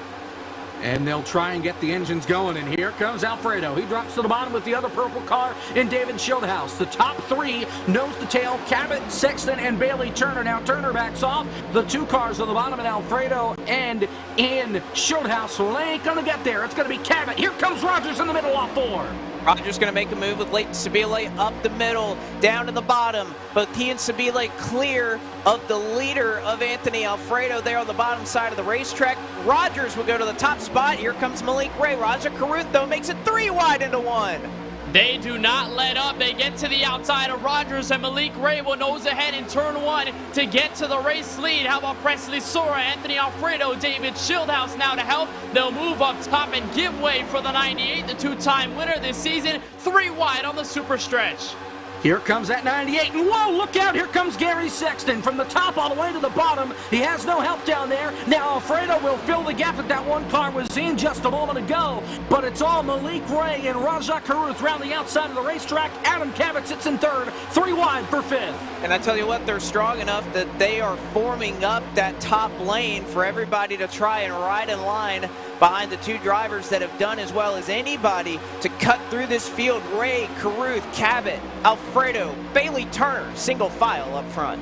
And the 7 and the 13 finally getting the fruits of their labor. They've been working so hard to get to the front of the field that at least changed the rhythm, changed the pace of this Roasted Gems Coffee 250. Now they're up front. Now they can do it. Question is, does anybody have any charge for them? So far the inside answer is no. They got to regroup and get some more guys on that inside line. It just has not been able to happen. Or the 7 and 13 could make contact because there may not be the cleanest pushers in the world, but here comes Schildhouse. A big push from George Belfans Jr. down on the inside line. David Schildhouse to the front off 4. It's been a struggle this year for David Schildhouse, who has lamented about his poor luck this season. Championship 4 contender last year, looking to right all the wrongs here in Season 5, looking to try to get second from Raja Carruth. And now here comes Alfredo to the inside. No help, though. Tucked to the yellow line. Maybe Rogers. Yes, Rogers to the inside, making it 3 wide. Only 2 cars in the middle lane. Schildhouse, Belfans trying to hold on for hope. 3 wide for the lead on the back straightaway. Here comes Anthony Alfredo down on the bottom with help from Will Rogers, but Malik Ray will hold on the outside of the racetrack as that middle line begins to fade. Charlie Brown, Gary Sexton, Gabe Wood to the rescue. Here comes Alfredo. He slides up to the top of the racetrack. Will Rogers goes down to the bottom. Rogers and Sabile will take the lead off 4. Rogers shot out of a cannon trying to clear up in front of Anthony Alfredo. He'll be able to do it. A little bit of contact made for your top 2 as Rogers shuts the door, and Rogers saves it off the nose of Alfredo. They'll stack up 3 wide. What a save from Will Rogers. How did Rogers save that? And he still has a clean Toyota Camry and still second on the outside lane, getting a big shove from Malik Ray in the 7. Alfredo holding through the middle lane. Sabile trying to get back through up top. Presley Sore versus Ron Capps on the back straightaway for the lead. Where in the world did Ron Capps come from? He goes to the lead. Here comes Sabile up the middle with Will Rogers. They'll go side by side into turn 3. Here comes Alfredo. He jumps to the top of the racetrack. He had help from David Schildhouse. He stays in the middle. Sabile will lead off 4. David Schildhouse back to the bottom. They have lost their minds here at Talladega. Coming across the stripe this time. They'll start lap 38, a long distance to go, but they are changing up at the front. Leighton Sabile now your race leader. And this is not surprising though, guys, because of the Sunrise 500 in race number 1, we saw how aggressive guys like Leighton Sabile were. We saw how good Will Rogers was up at the front of the field. We saw Alfredo picking through the pack and getting people to work with him, so no surprise, they're up at the front. They've just been so aggressive. I'm not sure how we haven't had a wreck yet. Well, give it time. You never know. They got single file for a moment. Now they start to fan out once again. Here comes the 86 of Colin Byrne. He's got help from the 98 of Presley Sore. The pack's starting to splinter off just a little bit, but it's all going to be Sabile on the outside. Sabile on the outside. How about Colin Fern right there, involved in an incident? Has not taken him a long time to go all the way to the front of the field. Oh, Sabile off the nose of Rogers. What a save. He keeps it going straight yet again. Will Rogers, David Schildhouse now side by side. That Chevrolet Camaro darted to the inside of the racetrack, and yet he still has it cleared up. Now he has helped to at least stay within the pack. The 94 of George Balfans Jr. Finally, Colin Fern in his throwback now working up front. Malik Ray, Roger Caruth separated on the inside and the outside collectively. Here comes David Schildhouse with help from Malik Ray, Colin Fern right there as well. Well, Will Rogers leads the outside of the racetrack. He gets left. Anthony Alfredo goes to the middle. He leaves that 55 all out to dry. He gets sideways with help from Roger Caruth. Schildhouse, he gets turned by Colin Fern. Colin Fern into the inside where Tanning Wall is going to save it as he darted to the right, wanted the side draft, made contact. Schildhouse on his own. 3 wide, Presley Sora to the bottom for the lead. Presley Sora versus Alfredo for P1, but guess who's in the mix? The 75, Landon Huffman, the 60 of Brad Perez. They started 37th and 40th together on this race in the Roasted Gems Coffee 250. They're up and in the top 10 as Robbie Lyons shoots up high for the lead. Lyons up to the outside. Big stack up. Malik Ray gets to the middle. Rajah Caruth will join him. They're going to go 3 wide again for the lead. Maybe not. Robbie Lyons will shut the door. Now here comes the 7 of Ray. To the outside. 3 wide. Rajah goes with them. Presley Sora leads off corner number 4. How about Landon Huffman, P2 in the bottom? Where in the world are these drivers coming from? I looked just 2 laps ago. Landon Huffman was back in the 25th position. He has Brad Perez right behind him. Where has Perez come from? A whole new host of names up here at the front of the field. And they're still 3 wide. Presley Sora got left for dust, but finally gets picked up by the Season 3 champion Robbie Lyons, Schildhouse, and Adam Cabot. Cabot will ditch them, will go up top. And again, Malik Ray and Roger Caruth back together. You could have panicked for a moment and said they're separated. What can they do now? They're back together, 1-2. And let's see how long it takes for somebody to get up there and roll the dice and try and get them out of the way. I'd watch that 23 of Anthony Alfredo because he's been a guy that's been really, really quick in this race. That inside line is a-coming, though. Robbie Lyons and Landon Huffman trying to work together. They're back in the 5th spot as again Sabile almost gets turned by the 55 of Will Rogers. Sabile was loose in the tri-oval, had no contact that last time he nearly spun. He has a little bit of contact there, though. Once again, saving it and taking the race lead goes Leighton Sabile. Once contact, twice contact for the 43. Balfans gets loose underneath the field. Will he be able to save it? Answer is yes. Gonna stay to the apron. We will stay green here at Talladega. I'm not sure how that wasn't a crash, but we are still side by side, 3 wide for position. Props to George Balfans Jr. for being able to hold on to the race car down at the bottom of the racetrack. Anthony Alfredo leads. Brian Boris Cook, remember him? He's now in 2nd. DJ Cummings is in 3rd. He's 3 wide with Sabile and Malik Ray down in the bottom. And here comes the 7, looking for the lead off 4. Malik Ray trying to go to the top spot here at Talladega, but he's going to be denied at the moment by Anthony Alfredo. Leading the middle in front of Leighton Sabile, Will Rogers, and Landon Huffman. Alfredo, leader once again here at Talladega. Alfredo clear with help from the 43, but now Sabile will duck underneath the 23 and try to go for P1 himself. Help from the 55 and the 75 and the 98. 4 cars in the middle. Vargas drifts up, almost hits the outside wall. Ray losing the car almost out of turn 2, getting a big shove from Caruth. Let's see what that inside line can do, or the outside line with Anthony Alfredo and Brian Boris Cook up there. Now, Malik Ray and Roger Caruth, they go to the middle. Landon Huffman will peek to the bottom, so will Will Rogers. And Leighton Sabile is just going to hold them all at bay, all 4. Sabile doing all he can to hold them off. He goes to the top side of the racetrack. We'll see if that 43 can hang on. It has been all over the place, all over the juncture here at Talladega. Sabile, Alfredo, Boris Cook leading that charge on the outside. And for Boris Cook, he's had a wild ride through the field. Remember him fighting for the lead in the opening stage of this race. Up at the front as Sabile dives low to keep chasing P1. Boris Cook got shoved to the middle of the field to the back, and now he's finally back in the top 10. He's going to get shoved through the outside. A big sack up top. Look at Ray thread the needle down low. Alfredo really got held up on the outside. Malik Ray said enough of this. Turn left. He's going to lead that inside line. He's going to try and go all the way for the lead with help from Presley Sora. He's got to deal with the 75. Landon Huffman in the middle. Leighton Sabile up top. 3 wide for the lead off corner number 4. Not so fast. Here comes Landon Huffman. A big run from Rajah Caruth, trying to make the inside and middle work is everybody in this field.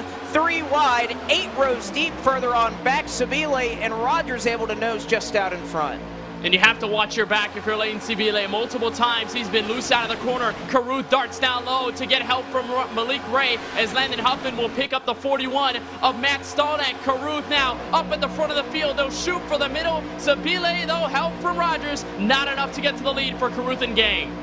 We're still 3 laps away from halfway, and they're driving like there's 3 laps to go in the race. Rajah Caruth and Malik Ray down on the inside of the racetrack with help from the 75, Landon Huffman. They are coming side by side for the lead. Rajah Caruth takes the lead. Finally able to hook up there with Malik Ray on the bottom side and get that tandem that has been so strong for such a long time here in this race. Caruth, Ray, clear of the top. They'll go to the top and take the lead.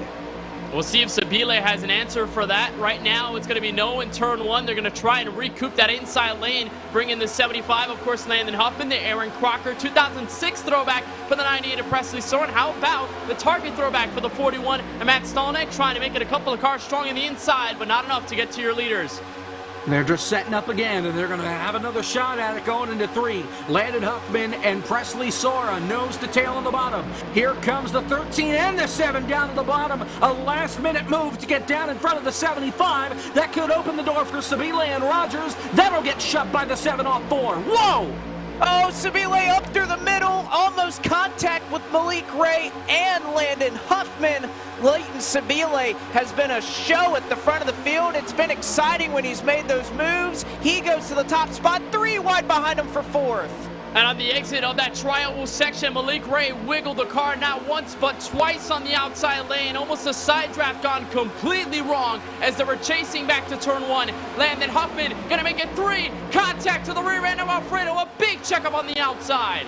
And that meant Rajah Caruth had to lift as well because he almost ran over the 75 and turned him around. Sabile and Rogers down to the bottom, Alfredo up top, and the runs are just too big that these guys are slamming into the back ends of each other. Alfredo trying to leave that suffering outside line. Here comes Sora off 4. I tell you what, the patience has worn thin as we come across the stripe this time. We will officially begin the second half of this race halfway home here in the Roasted Gems Coffee 250. And once again, that outside lane had a wiggle moment, this time out of the 13. Drifted the car up high in the trioval, found the way to pick it back up, and now going to get to the rear end to help against the drivers on the inside with Landon Huffman right in front. Presley Sora nose out head. Robbie Lyons trying to get back to work on the inside, but just can't do it.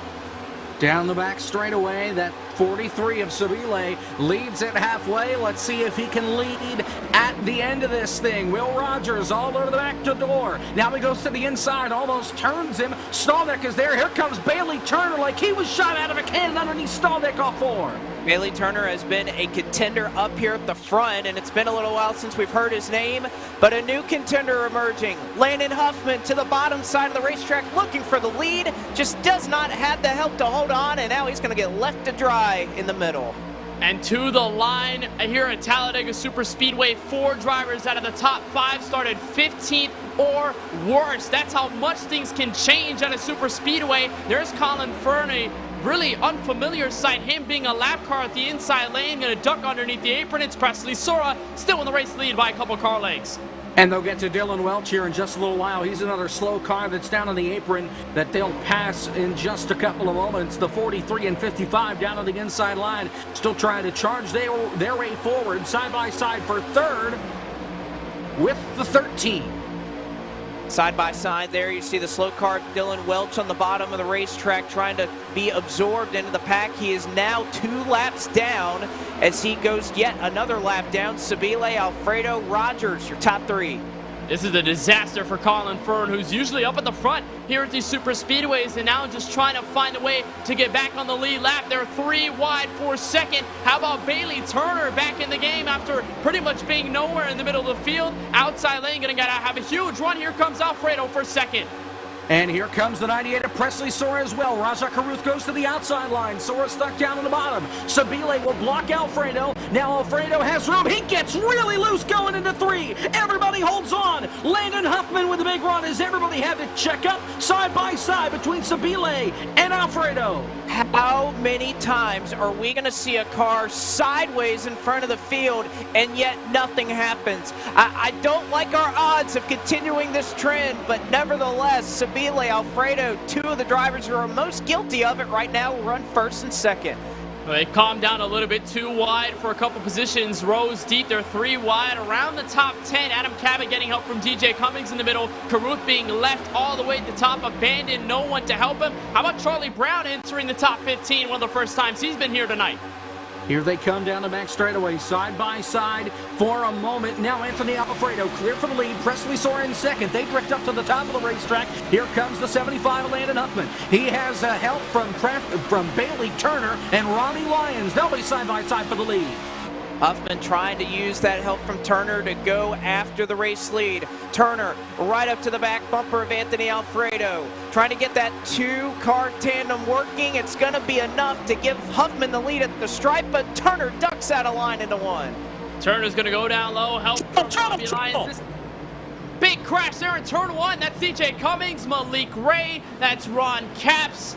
Multiple cars around. Preston Pardis I see involved. A big stack up. Max Kennan sideways. The 57 of Seth Eggert. And it's a huge stack up going into the 33 degrees of banking. Turn 1. We'll see what happened. DJ Cummings was in the middle with Adam Cabot at one point, but it was Ron Capps drifting up before turn 1 into Preston Pardis, into DJ Cummings. And around they all went. He had no idea he was 3 wide when he came up the racetrack there, Kenneth. And that's what hooked him into the outside wall, and from there it's on. Nowhere for Cummings to go. Nowhere for Malik Ray to go. You're going to see a couple of guys use their faster pairs, I think, and then further back in the pack, just trying to get on the binders. They couldn't do it in time. Justin Malillo was way far back in this accident. He got into the lap car of Dylan Welch. Dakota Curtis piled in. Tough for Max Kennan. Michael Massey involved in this one as well. I think this had more cars in it than the wreck that happened coming off corner number 2, but certainly guys in the back half of the field involved in this one. Well, and I'm looking at the rundown right now. There are a couple of drivers with required repairs. Ron Capps being one, Preston Pardis being another. Justin Malillo, who we know is so adept. You can see the big damage right there on the replay for the driver, the 53. Nice little throwback there from Justin Malillo in the traction machine. A Jeff Bodine 1994 X-Side throwback. Well, he's got a little bit of damage to repair on it, a required repair, so going to have to take that fast repair at this time. Oh, man, what a race this has been.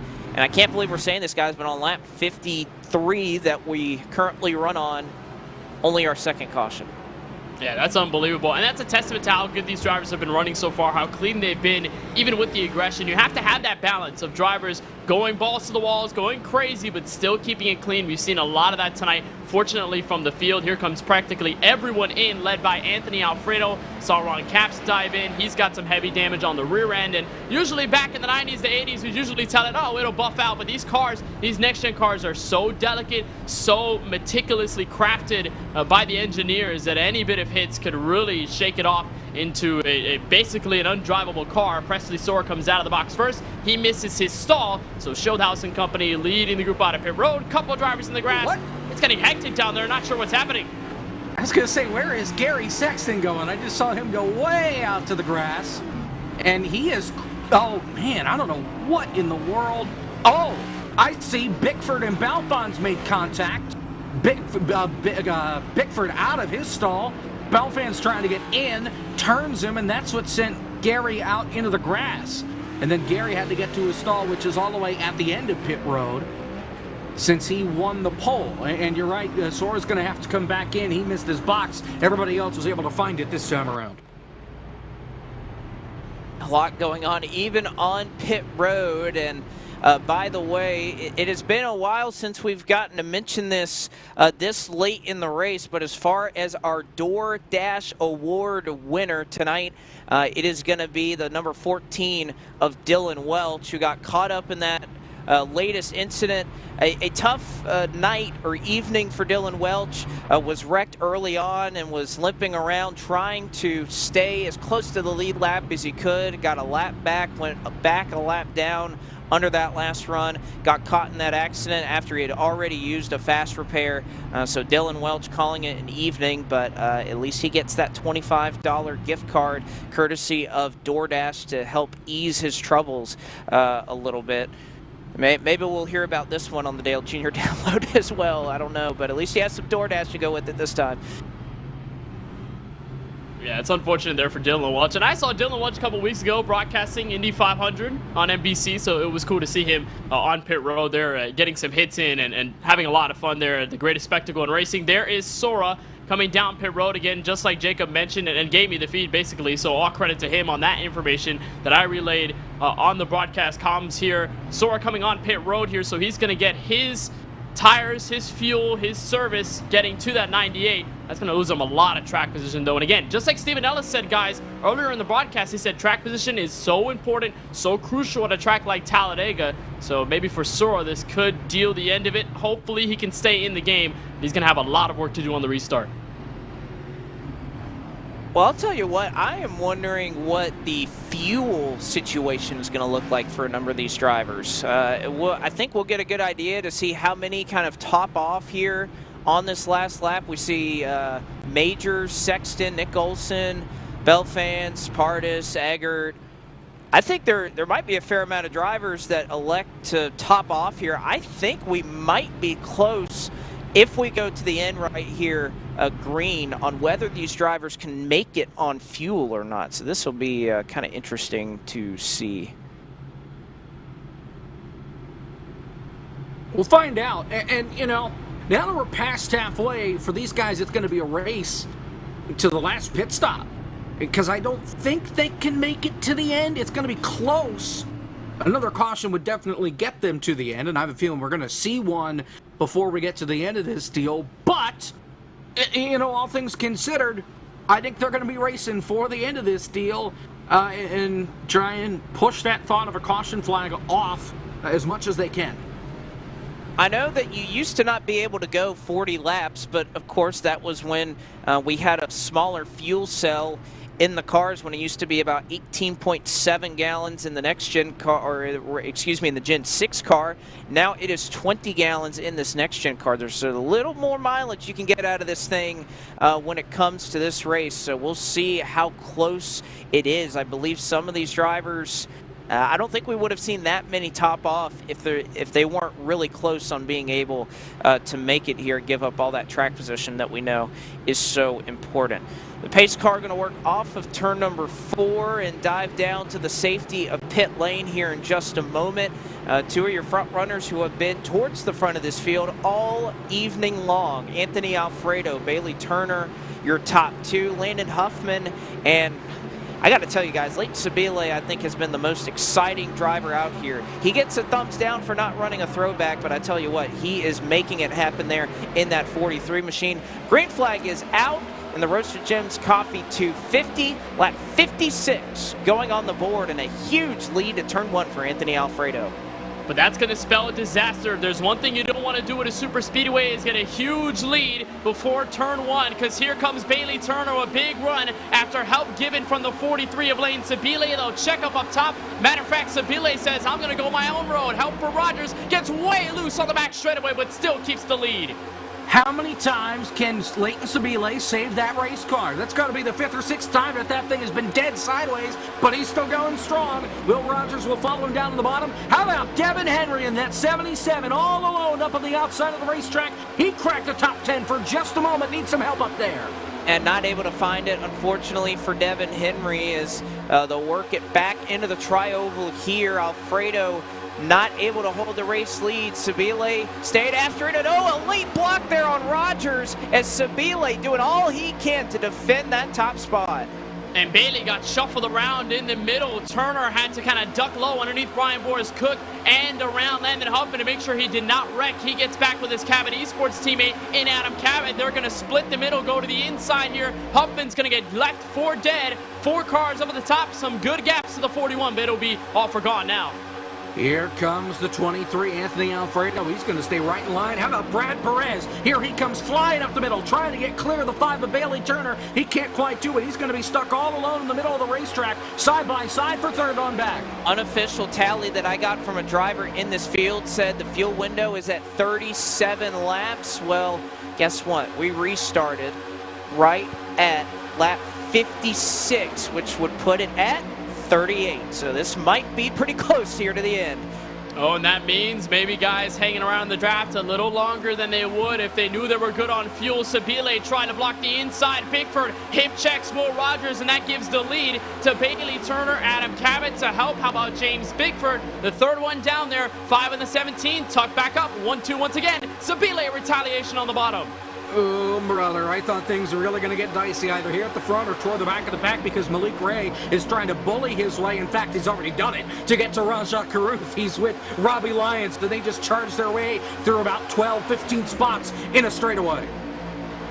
They can make it happen quick. These runs are so enormous in this car as Sabile trying to hang on to the top spot right now. You can see James Bickford, haven't talked a lot about him tonight, starting to make his way, his mark felt towards the front of the field.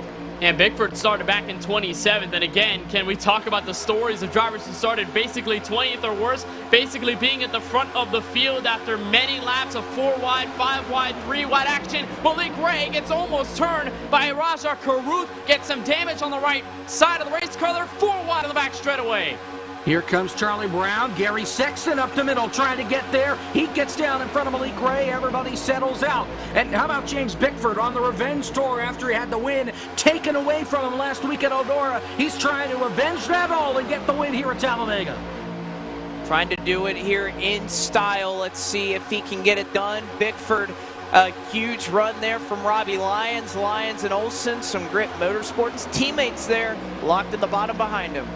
Matt Stolnick trying to force his way through the middle. Maybe he can get picked up by the likes of Sexton and Malik Ray. It'll maybe happen here in the middle of 1 and 2. Devin Henry in the 077, making it work on the bottom. That's a very interesting car. That's his dad's 2006 dirt midget scheme he's running on his Ford Mustang tonight. The record holder at New Manzanita Speedway. The 077 making some good work on the inside tonight.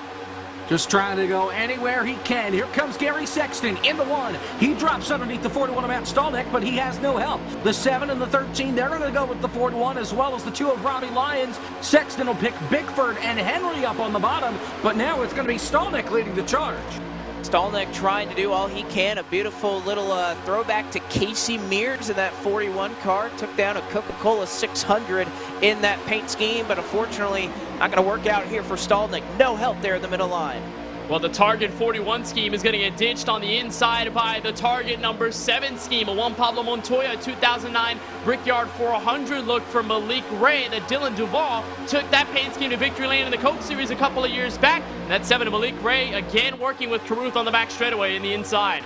Here they come. It's the dynamic duo, the 7 and the 13. Bailey Turner jumps out of line. Adam Cabot jumped too late. He couldn't get there. Sabile covers the bottom. Will Rogers will lead the outside line. Now Sabile washes up. Turner washes up, but that 7 will stay on the bottom. They're 4 wide behind him. 4 wide here at the exit of turn number 4 here at Talladega. They are duking it out here with just over 30 laps to go. Sabile top to bottom to cover the spot. Malik Ray charging forward. 3 wide, race lead, turn 1. You can only block so much if you're Lane Sabile. Fortunately, he's going to get picked up by the 55 of Rogers, but Bailey Turner surges ahead to the race lead, but there will be a statement made by Malik Ray in the 7. Help from the 13. A big stack up top. Alfredo gets hip checked. Man, I thought Sabile finally did it right there. I can't believe he held on to that race car. He's going to stay up on that outside line in front of Will Rogers in the 55. Alfredo hung in the middle. He's got Stolnick behind him. Ray and Caruth will drop back on that inside line. Bailey Turner back out in front here at Talladega. Turner in a familiar spot, at least he was earlier on in the evening, has found his way back to the point here at Talladega. Cabot, Sexton, Sabile in tow behind him. Alfredo trying to make something happen with Stolneck in the middle. And there was a large checkup, Blake, on the inside lane just before they got to turn 1 with Roger Carruth and Malik Ray, Robbie Lyons. So that inside lane practically dissipated. They're going to try and get things back together. It's Alfredo trying to pick up the pieces. Help from Matt Stolneck on the back straightaway. Outside lane still commanded by the Cabot eSports duo. Doesn't help that 23 was blinking a little bit coming off corner number 2. James Bickford trying to catch up. David Schildhouse is there. Here comes the 43 and the 55. Sabile and Rogers, they drop to the bottom. They're going to charge all the way from 4th to the lead, side by side with the 5, all 4. Tell you what, that driver out of Statesville, North Carolina, Leighton Sabile, has put on a clinic up here at the front. He's made it exciting, and he will be a factor at the end of this thing. Try to go for the race lead with Will Rogers at the bottom. Can't quite have it at the stripe. Try once again at a turn number 1. And by the way, Sabile, guys, is a rookie in this Monday Night Racing Pro Series presented by Interstate Batteries. He doesn't have a super speedway rating, but if we give him a rating, it'd be in the 90s of how good he's been running so far. But he gets turned by Will Rogers sideways, locks up the brakes. It's under the apron, so we will stay green. The commentators, Jinx alive and well, still here at Talladega. Sabile is able to back in without any damage, and it breaks up the lead pack. Well, just for a moment, now they got to try it again, and I'm sure the guys on the outside line, like Landon Huffman and George Balfons Jr., they're not going to take very long before they get out of line. Not at all, as your top 8 or 10 cars or so currently single file. Further on back, they are 3 wide around the outskirts of the top 10, but calm up front, trying to sort things out here to the end.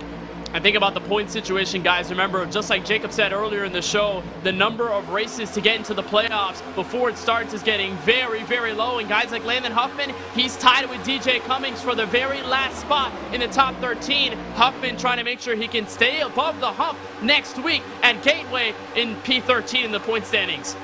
Here comes Devin Henry. He's going to take charge of the inside line going into corner number 3. Couple car lengths out in front of the 2 of Robbie Lyons. Now Pardis will try and get in line. He can't do it. The bottom side checks up. All behind Lyons, all 4.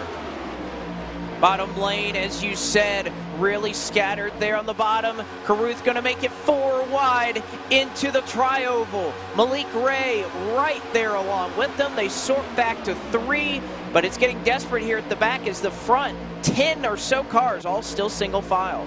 Yeah, it definitely is getting more desperate on that inside lane, because you can tell that outside lane is sort of keeping their composure more often than not. That inside lane is so rushed to get to the front. We've seen them have some power. The only problem is every time they build up the power, they break it up before it can even get to the front. Now Ryan Vargas is going to add another number down low with Carruth and Ray. Stolneck, 4 cars down low, make it 5 with Bickford. So, you know how in plate racing you make a second pack to avoid the wreck? Well, sometimes they can wreck, and that happened. There was no caution for it.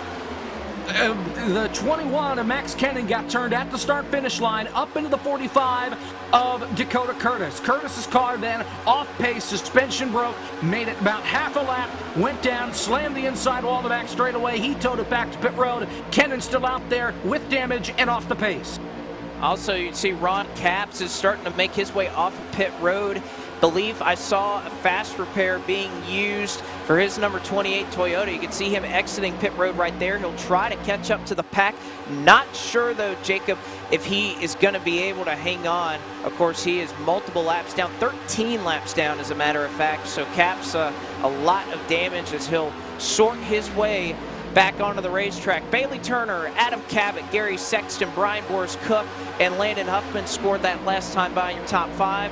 George Belfans Jr., a recovery to 6th. Raja Carruth was 7th, but is now looking down low for the race lead. He and Malik Ray once again formed up down there on the bottom as there are 27 laps to 27 laps to go. And that fuel is going to be a big concern, especially with the way these drivers are racing. I haven't really seen anybody be conservative unless you're in the midfield or all the way in the back. We've seen everybody just run like they're good on fuel to the end of the race. I saw the 41 Matt Stolneck get left in the middle, so he's in the sucker hole. No one's going to help him. And to turn 3, Carruth Ray trying to pick up the inside, but still no juice. Top 5 on the outside, just trying to break away for now. George Balfons Jr. is there, right behind Landon Huffman, but here comes the 13 and the 7 once again, trying to make a charge to the front. trying to do it once again there on the bottom side of the racetrack. Just can't quite get formed up. Once this top lane, Kenneth has really stayed committed. It's hard to do. Carruth nearly turned there by Malik Ray, trying to make that two-car tandem happen. And this was the same story in the Sunrise 500 at Daytona. The only difference is Talladega is way wider on the track surface than Daytona is. So at Daytona, you have a higher chance of side drafting that outside lane and getting yourself even. Here at Talladega, the distance is too big. You can't get back up on the momentum, so it's so hard for the inside to make a run. Here they come down the back straightaway, and because they're all spread out for the time being, that inside line really hasn't quite been able to get there, even though you have the 13 and the 7 nose to tail. They're just not strong enough. The outside line working too good right now. Top 4, top 5 breaking away. Breaking away there by staying in single file order. And kind of, this is interesting that we've seen this really calm down. We've seen everybody clawing for track position, and kind of like Daytona, Kenneth, as it gets down towards the end, starting to be a little more patient about where you want to be. And it turns back to your point about racing for the track position by the time we end up maybe in green flag pit stop territory, because we went on that restart just outside of the fuel window for these guys. If they did not save enough by the time they're racing here at Talladega Superspeedway right now in this run, they're going to need to do something crazy, and that may be just being up at the front, trying to go 4-3 wide for the front, so at least get to pit road first. Well, I think Raja Carruth and Malik Ray are get thrown in the towel. They have gone back to the 13th and 14th position respectively. They have had enough. They join the outside line. Choo-choo train time here at Talladega. Trying to break it apart, though, is Brian Boris Cook, who ducked out of line for just a moment. You see slow car on the bottom is Max Kennan, your race winner from last week. He doesn't have a ton to worry about at the moment. Well, at least he's got that race win, so at least he is locked in the playoffs, and this race going awry isn't really a big deal for the 21. He's going to let everybody by it without a significant problem, and just like Jacob said, it is train time. Everybody single file, and this indeed, most likely, will be the race to pit road with 24 to go.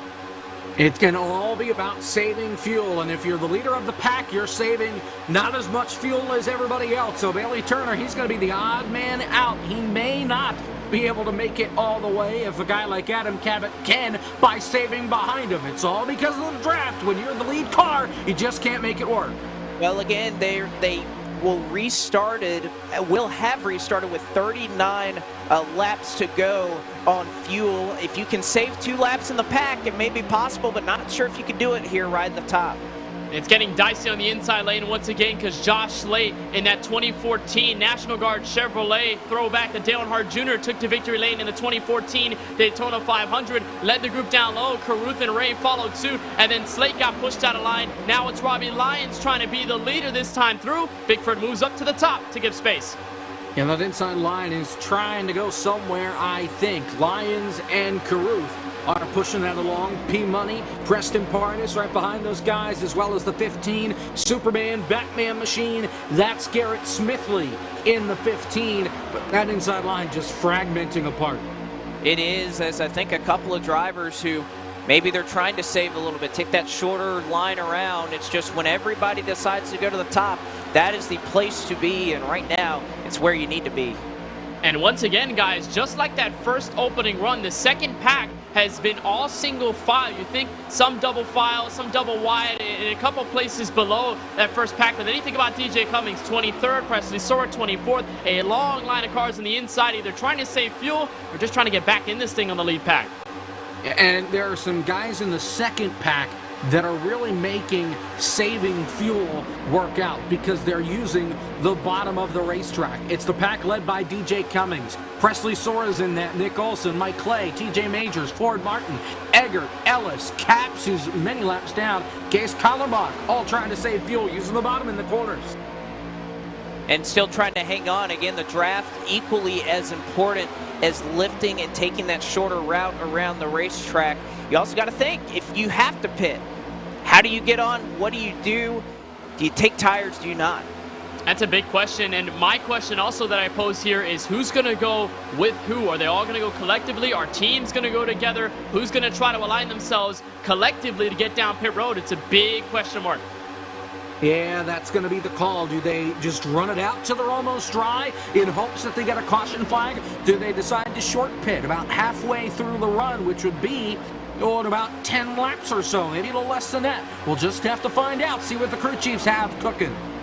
Right now, off of turn number 4, you have your top 17 drivers. They all run right along the outside retaining wall here at Talladega. You talk about a throwback. This looks about 2006 right now to me here at Talladega. Bailey Turner leading the way.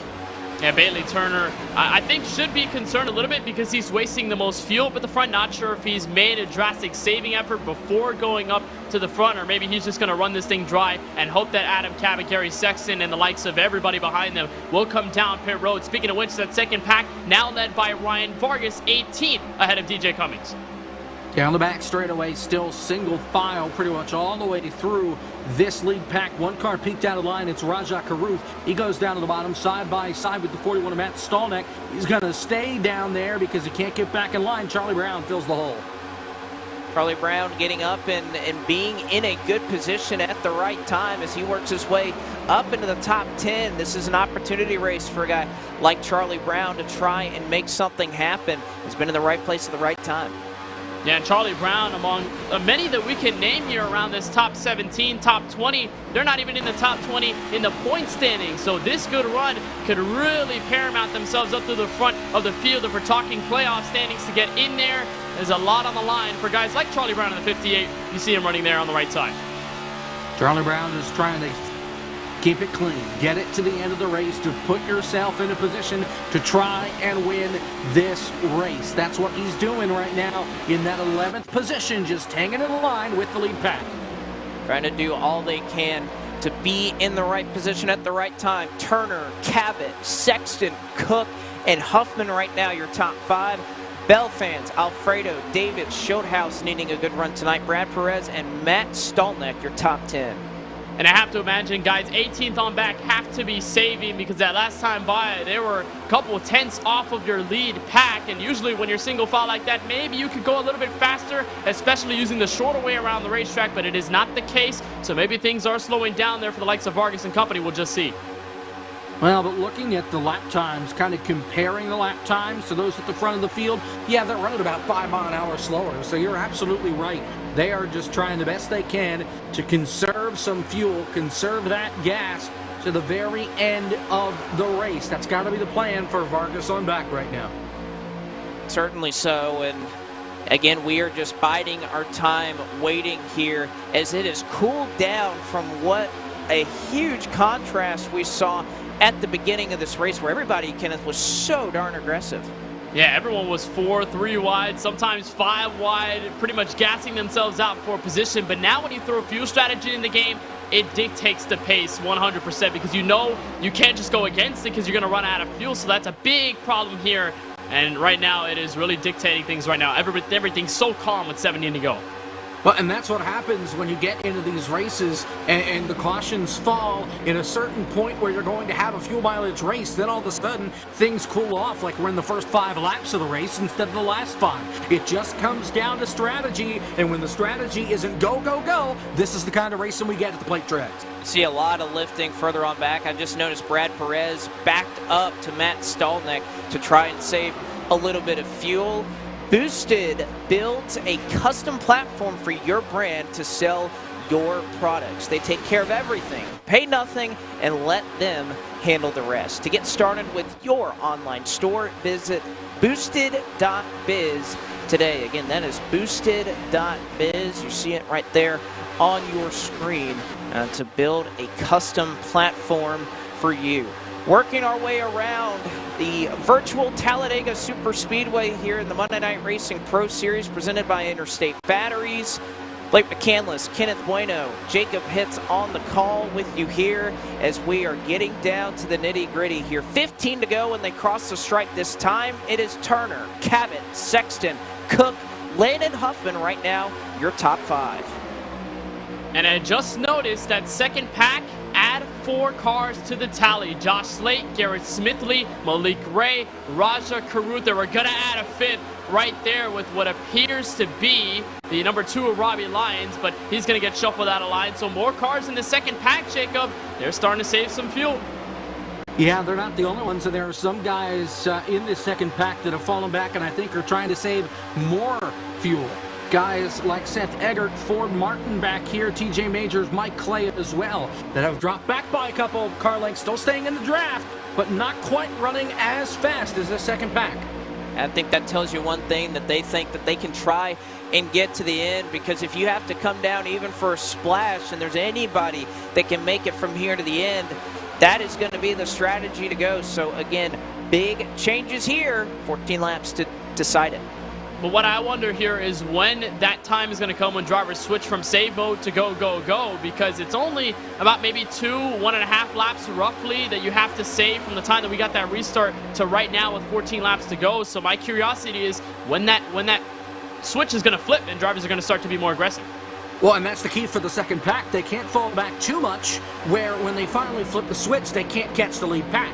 Right now, Raja Caruth is almost 2.5 seconds behind the race leaders right now, behind the tail end of that lead pack. If they fall too far behind, they're not going to have enough time to get to the lead pack and have a shot to try and put something together. Well, not only that, if you're the leader of that line, Caruth right now running in 13th, but he is taking the brunt of the force. Nobody wants to be the one to lead the line when you're having to save fuel. Caruth leading that second pack, and of course Bailey Turner right now leading the front.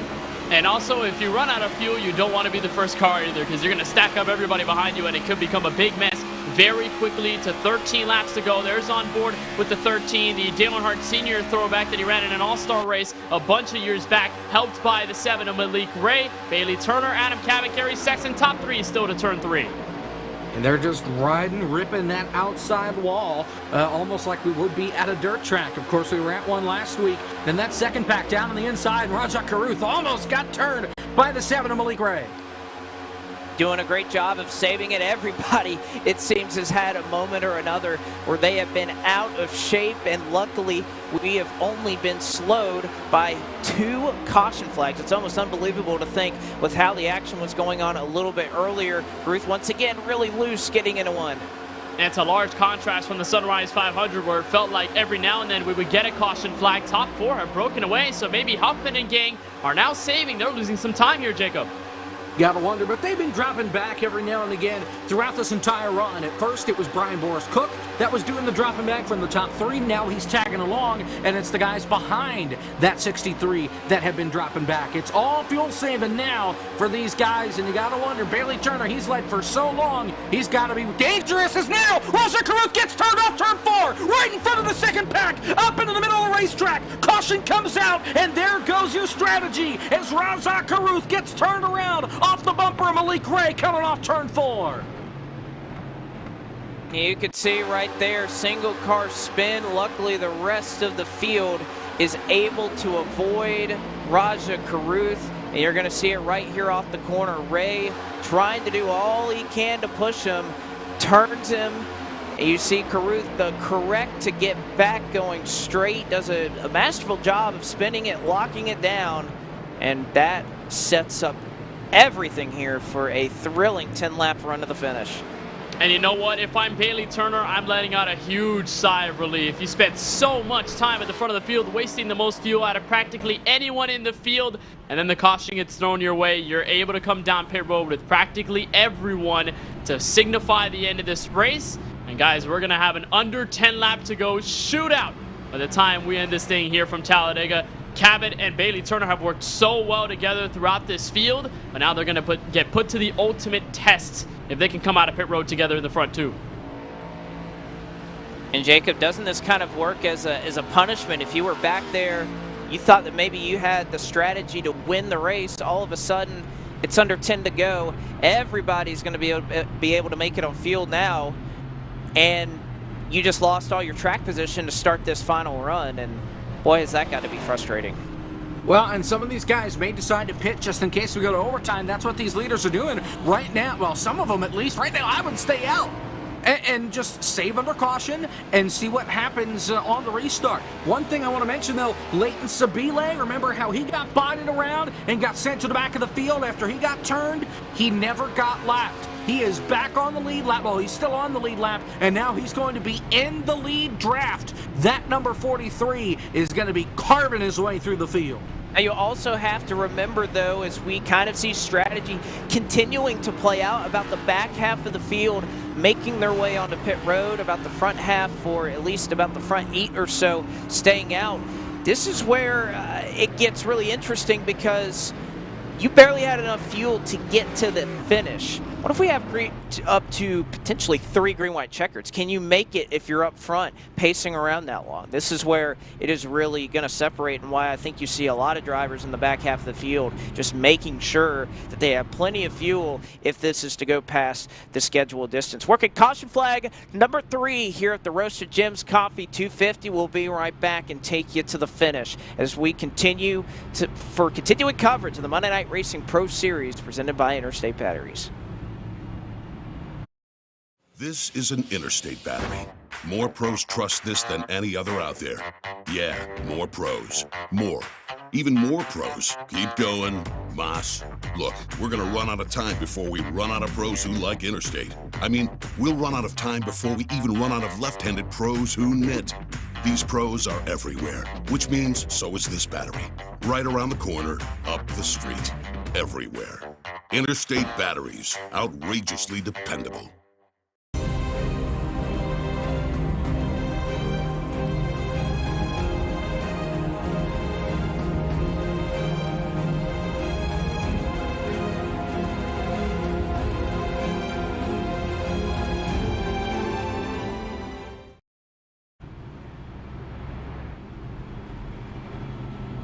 Back with you here for the Monday Night Racing Pro Series presented by Interstate Batteries, and what has been an action-packed race here at the virtual Talladega Super Speedway. A lot of aggressive driving, a lot of strategy coming into play in the second half of this race, and boy, do we have a lot still to be determined here as we are in the last 10 laps of this scheduled 250-mile race. Blake McCandless, Kenneth Bueno, and Jacob Hitz here to call all the action for you. And Kenneth, we were talking underneath that last break, a lot of different things going on. We have Leighton Sabile, who's now up into the front pack, and drivers are going to be desperate now. It's go or go home time. Yeah, we saw the aggressivity in the first section of the race when fuel wasn't really a concern, when they knew it was a while before they had to worry about it.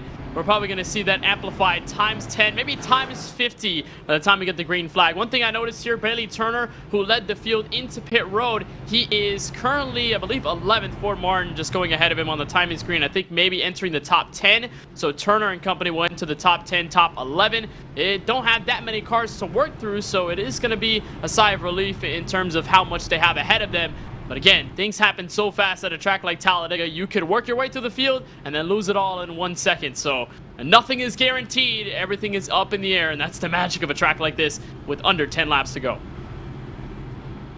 Trying to see exactly how timing and scoring is being done here. A little bit of a issue here with somehow with the caution being thrown, and a couple of it looks like a couple of drivers took a wave around before we began pit stops, so just trying to sort that out here. They'll take another lap to make sure everything is good to go before we get going forward. I gotta say, it's a little bit of a break if you stayed out here to be able to have one more lap to try and save that fuel underneath this caution. Definitely going to be a big benefit for many drivers that elected to stay out. Landon Huffman, Brian Boris Cook, David Schildhaus, Brad Perez also stayed out. So about your top 8 or so that did not come down pit road. Actually, I believe it's about the top 12 or so that all stayed out. It's a little bit of a break for those drivers.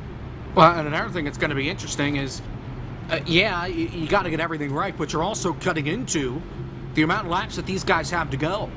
We were going to get a restart inside 10 laps to go. Now we're extending the caution flag. We're going to be looking at about, right now we're at 9. We're going to get a restart with 7 laps to go in this race. Initially, they were looking at an 8 lap or so, 8 lap to go restart. This does not help the guys that are in the back of the field that need to get to the front. They're running out of time now to do that. Yeah, it's going to hurt them a lot, and it's only going to make them a little more desperate here to try and make those moves 2 and 3 wide to try and get sorted out. We see a couple of cars here on the apron that are going to get sent around the field. That is Preston Pardis again.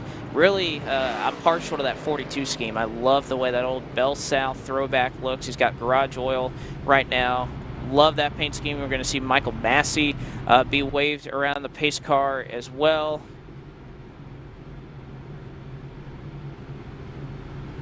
And there's a lot of discussion from the drivers who, think things may be a little out of order right now. And then there's another contingency of drivers that are like, guys, it's Talladega. It doesn't matter. You could give us 8 laps, and guess what? The order is going to be completely different by the time we leave turn 1. So kind of a little bit of a war of words going back and forth between some of these drivers. But it looks like the lights on the pace car are going to stay off, and we'll be going green this time. Yeah, it's a little debate between the drivers, but again, I mean, you think about the situations of many of them. Some of them don't have wins, and a majority of the field don't have wins, so they're not locked in the playoffs, and the one little spot, the one little decision from race control could ultimately affect it regardless of how quick things happen in Talladega or not. So they're trying to defend their own spots, defend their own advantages. Of course, obviously, every driver's going to do that, and then the ones who already do have the advantage are like, guys, don't worry about it. We're just going to stay here. Don't change anything if you don't need to, but and things are going to get hectic here because I can see many aggressive names at the front, most notably Landon Huffman, Brian Boris Cook, David Schildhaus. I think of guys like Presley Sora, Bailey Turner and company. They need to get up to the field, so there's a lot to be looking forward to. Under 10 laps to go. We're going to get to 5 laps to go in a couple laps, and things are going to get very hectic. And you have a lot, and I mean a lot, of faster pairs that have not been used. Our leader used his. Other than that, Stallnet used his, DJ Cummings and Nick Olson, and then you got to go all the way back to Malik Ray in 18th. So a lot of guys at the front have yet to use their faster pair. Hoping not to use them, but I guess even here with just 7 laps to go when we take the green, going to be useful as now they work their way into the new restart zone here for iRacing. Green flag is out, and we are back racing here. 7 laps to go in the Roasted Gems Coffee 250 to turn 1. It'll be Brian Boris Cook, and here comes Landon Huffman. And here comes Bailey Turner, Adam Cabot, and Gary Sexton. They're wasting no time in a turn 1. 3 wide on the outside. It's going to take them a little bit to get to the front. It is 2 versus practically everyone inside lane. Cook and Schildhaus, not the advantage against Huffman and the rest of the guys on the outside. 4 wide back there with Charlie Brown down the back straightaway, but they sort it out. They're almost up to full song down the back straightaway. Landon Huffman finds himself in the lead. Brad Perez in the middle. He's going to drop back to Nick Olson. Brian Boris Cook with help from David Schildhaus on the bottom. They are clear for the top spot off corner number 4. I was about to say it was Brad Perez that gave Huffman the lead, and he has fallen back already about 15 spots. Here comes David Schildhaus to the bottom of Brian Boris Cook. Cook goes high to block Huffman. Schildhaus not able to clear and get up. Here comes TJ Majors to the bottom side with help from Nick Olson. They're 4 wide, and they're getting sideways. Sabile's around into George Balfans Jr. It's a big crash in turn 1 and 2. Ryan Vargas is involved. Devin Henry is in it. They're still wrecking even further up through the field. There's a look at Henry and Vargas parked on the apron and the grass. And I knew that 4 wide situation was not going to last very, very long. Stephen Ellis also got turned in the midst of it, and it all started on the inside lane. Raja Karuth and Malik Ray were kind of wiggling down low, and then Smithley got stuffed to the middle, got hit by the 43, and then it was just a big mess from there. There's Henry getting tagged, Sabile sliding down, and then even drivers up at the front. Gary Sexton got loose up at the top of the racetrack, came down and slammed into Max Kennan. Raja Karuth went for a spin in the grass, and many heavy hitters are involved in this one with 6 laps to go. That's all on the 43. I mean, he tried to make it 5 wide, basically, and shove it in the hole between the 1 of Gary Sexton and the 15 of Garrett Smithley. Sent Smithley down into Balfans, and he was already on top of Raja. Nowhere for the 94 to go, and then nowhere for the 13 to go. In my eyes, at least, that's all on Sabile, just trying to force his way through a hole that just wasn't quite there. Well, and I'll give a counter to your point, Jacob. I think if you look at the 55 of Roger Sabile was trying to check up when he got forced 5 wide, and he was getting a lot of business from Will Rogers to get in there. So definitely a lot going on there. Again, 5 wide, even here in Talladega, not a great idea. Fortunately, not able to work out either way that you look at it for Sabile. He gets the worst end of it, as well as Devin Henry, Ryan Vargas. A little further up, Gary Sexton was spun. Just not a not a great situation there, but again, these are desperate times here at the front of the field, and when we do get a restart, it looks like I think the field is waiting for the pace car. Or actually, no, the pace car is in the tri-oval. So I don't know if they're supposed to catch the pace car or the pace truck, or if they're gonna have to let it by. I actually don't know at this point. Well, they're gonna get scoring figured out, but yeah, I think they have to catch the pace truck. Yeah, I think they are supposed to catch it. Well, all right, the pace truck. Now they figured it out. Brybor's Cooks accelerate, and they figured it out now. All right, I was about to say pace truck's in turn 1 and the field's in about turn 3, so they have a little ways to go.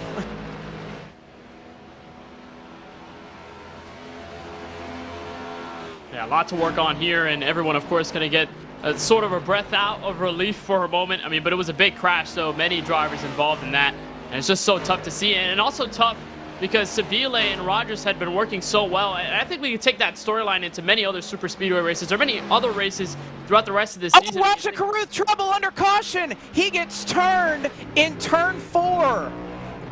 Max Kennan scream. Max Kennan money shifted and lost it and hit Raja Caruth in turn 4. And Kennan's out. If Yeah, that blew the motor, he's out because he already used his fast repair. I think he's already used it. I guess I better check before I say for sure. Yeah, Kennan's already used his fast repair. Unbelievable. Under caution. Yes, by the way, Jacob, you're right. Engine exploded. Revs were dead on the 21 before he hit pit road. There's a look at the spin once again. Kennan right there, another extra hit on the left and right side of the race car, Chris Wilner. And then right there, just drifted down low, further into the apron, near the inside wall. That car is done. Wild. What a mistake there from Max Kennan. Downshifting on accident. Again, I wonder how many drivers, when they drive these next-gen cars, use a sequential shifter, or if they still kind of go with the old H pattern to keep up with their habits. But, man, what a just costly mistake there for Kennan. Nothing that Caruth could do. I'm not sure if Caruth is having to use one of his fast repairs to fix that. He got hit right in the right front tire, so I wonder if that gave him a meatball. Wasn't able to see in time if he did or if he has a fast repair left. But, I mean, no matter how you look at it, really unfortunate there for Raja Caruth. So for Raj, I just want to check here and find out for sure if he did pit and use his fast repair. I don't think he did get the chance to pit before he got hit to use it. He had not used his fast repair yet because he hadn't been in an accident there until the most recent caution flag. So yeah, Raja has not used his fast repair yet. He obviously has used it now, but he had not used it up until that point, so he's all good. All right, well, this is going to be interesting. So we are setting up here for what will be a 2-lap dash to the end. This is not going to count as a green-white checkered. This is going to be, I guess, what you would call a natural green-white checkered. So we're going to restart on lap 93. If we get to the white flag, we'll see it through to the end, regardless of what happens on track. One of the benefits of iRacing is we can race through overtime once we get to the white flag. But if we get a caution on the first lap after this restart, we will then move into our official overtime procedures. Brian Boris Cook, Landon Huffman. How about TJ Majors? We've barely talked about Majors at all throughout the night, but here he is in prime position to try and win this race. And remember, last season, Season 4, TJ Majors won a race at Talladega. It wasn't a points race. It was the All-Star race with the Indy cars, but it was at this track. And Majors, he's been known to do well at these super speedways. And TJ Majors in opportunity to get it. By the way, last time we were at Talladega, it was a playoff race with the trucks. The 4th place car was the one that came away with the win. It was Matt Stallneck to get his first win of Season 4. Nick Olsen is 4th right now, and he's got the opportunity to take the T-Rex to his very first M&R win. We'll see if it all happens again as they come out of turn 4.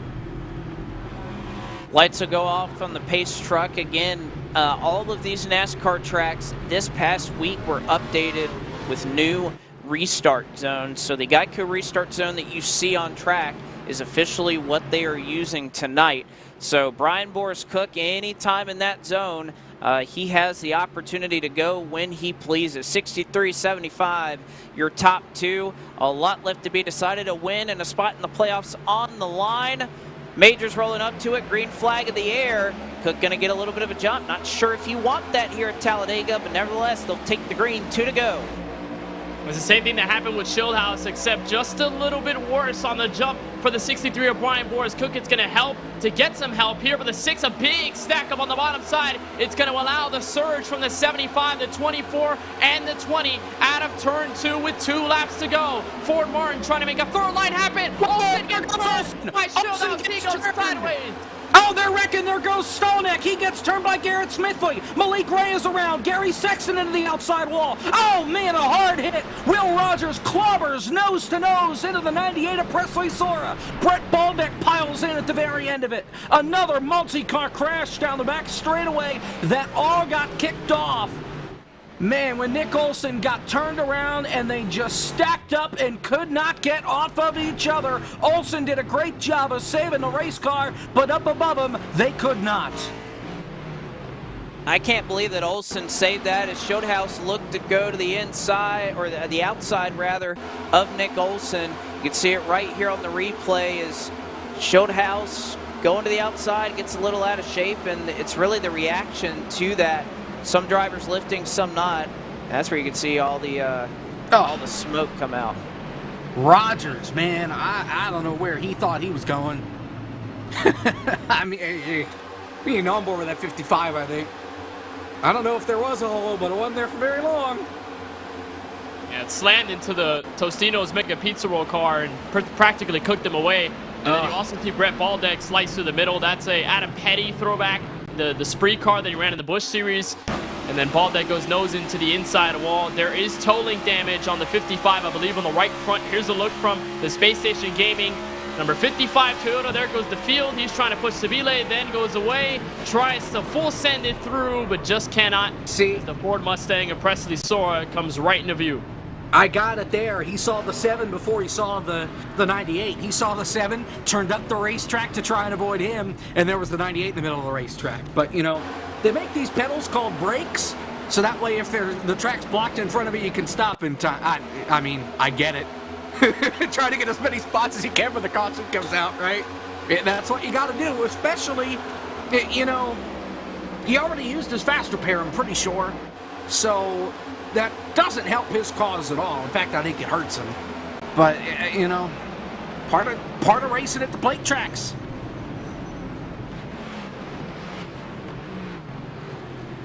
All right. Well, we get a moment here to catch our breath once again as we now, as we mentioned earlier, move into official overtime territory, as that was a natural green-white checkered. We will move into our first of 3 potential overtime attempts, and what could be a little bit of an addition to this race. But I gotta say, this has been one of the best races I think we've had this year. You think back to Daytona, it's very reminiscent of that.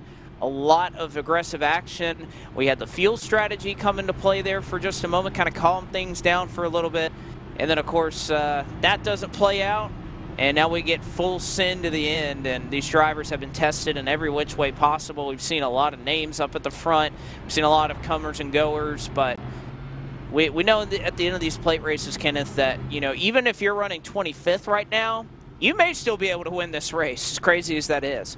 Yeah, I mean, look at our get-to-know segment driver this week that we interviewed in pre-race, Stephen Ellis. He was 29th in Season 3 in Talladega, coming out of Turn 2, and then the whole field wrecked in front of him, and somehow, some way, he managed to thread the needle, and then he ended up P1 by the time the checkered flag was waved by Barney the Flagman. So it is not over till it's over. You can be any which way across this Talladega Superspeedway in the running order, and you can still get the checkered flag and get your first win, or get your second win, or get whatever number of wins you have, depending on who gets to the checkered flag first. Versus Ellis, it was his first in MNR, his only so far in his career.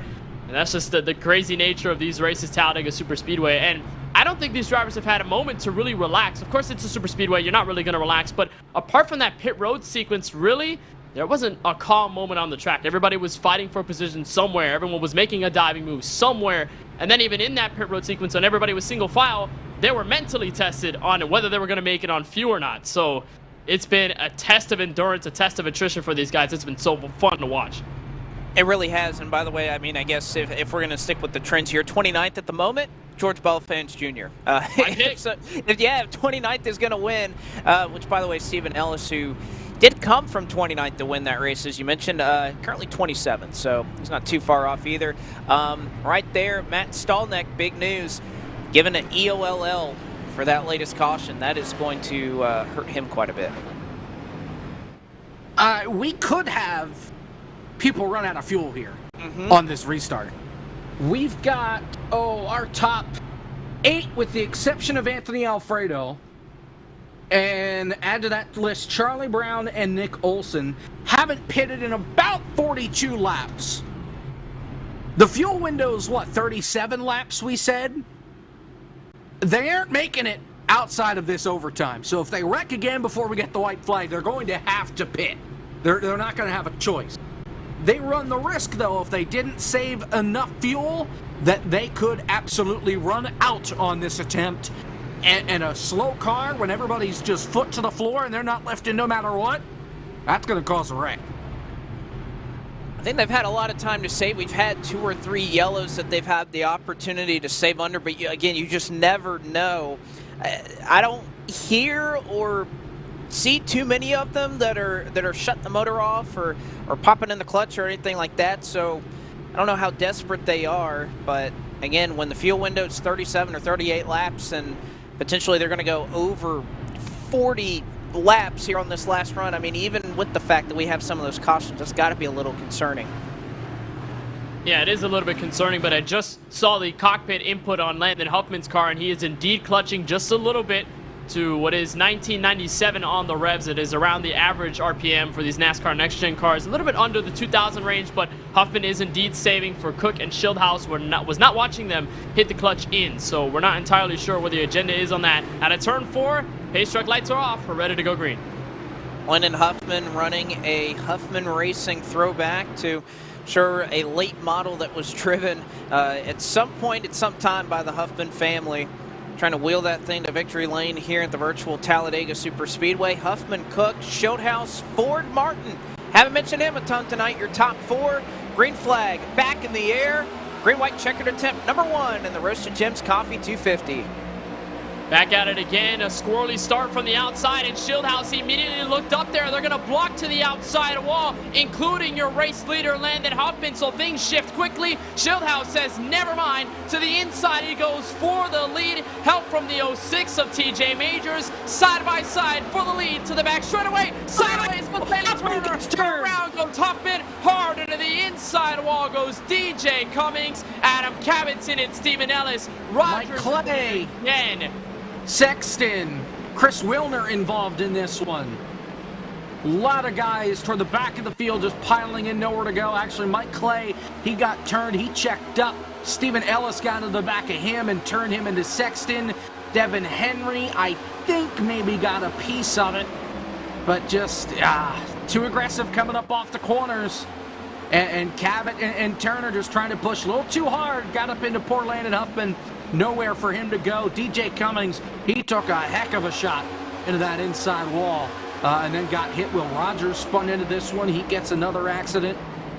I think I saw the 27, Michael Massey, get a piece of it. The 11, Steve Affont, bounced off the 75 as well. So we'll try it again. Overtime number 2. Yeah, I mean, that was really all kind of centered around Bailey Turner from what I saw. It was kind of stacked up into the back of Brad Perez. Cabot gets into the back of him, got him out of shape. Barely tags Landon Huffman. It may have been another case where they were able to save that if Turner had just enough room to avoid hitting the 75. Unfortunately, did not. And here we go again. Adam Cabot officially given that cause of caution, giving that push to Bailey Turner. So he is going to be tagged with that, going to be put at the tail end of the field. Gonna be a lot of fast repairs, I imagine, kind of being used at this time.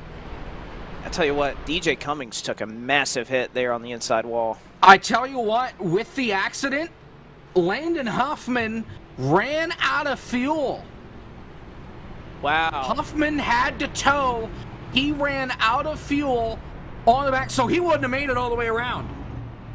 Huffman ran out with the crash. So they probably would have wrecked either way. I don't think Huffman was the only one. No, not fuel. Landon said, okay, Landon's lying to me then. Or somebody's lying to me, because I heard somebody said they ran out of fuel on the back straightaway. And he says, no, it was just broke. I think same thing with Cabot. New damage model. So, there you have it.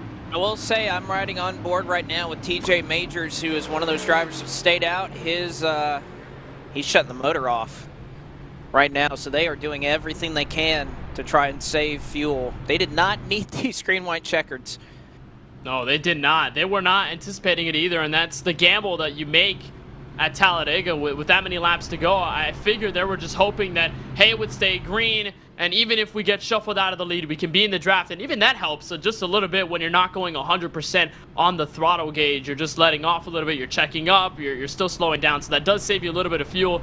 But this is just the worst case scenario to go all 3 green-white checkers. We're on our second, but we still have the possibility of getting that last overtime restart in. This is the worst imaginable scenario if you're any one of these guys, because they have to hard save and hard save practically every second. Shieldhouse, I'm looking on the onboard, his engine is practically off. He is clutching and coasting, turning off the motor. Every single little bit of advantage they can get on the fuel, they will take it. And it's going to get very drastic by the time we get to the restart. Even if we get another caution, it's going to push them further even more, and they may run out of fuel. Ah, man, what a race this has been, and yet we still have 2 more laps to settle it. Maybe.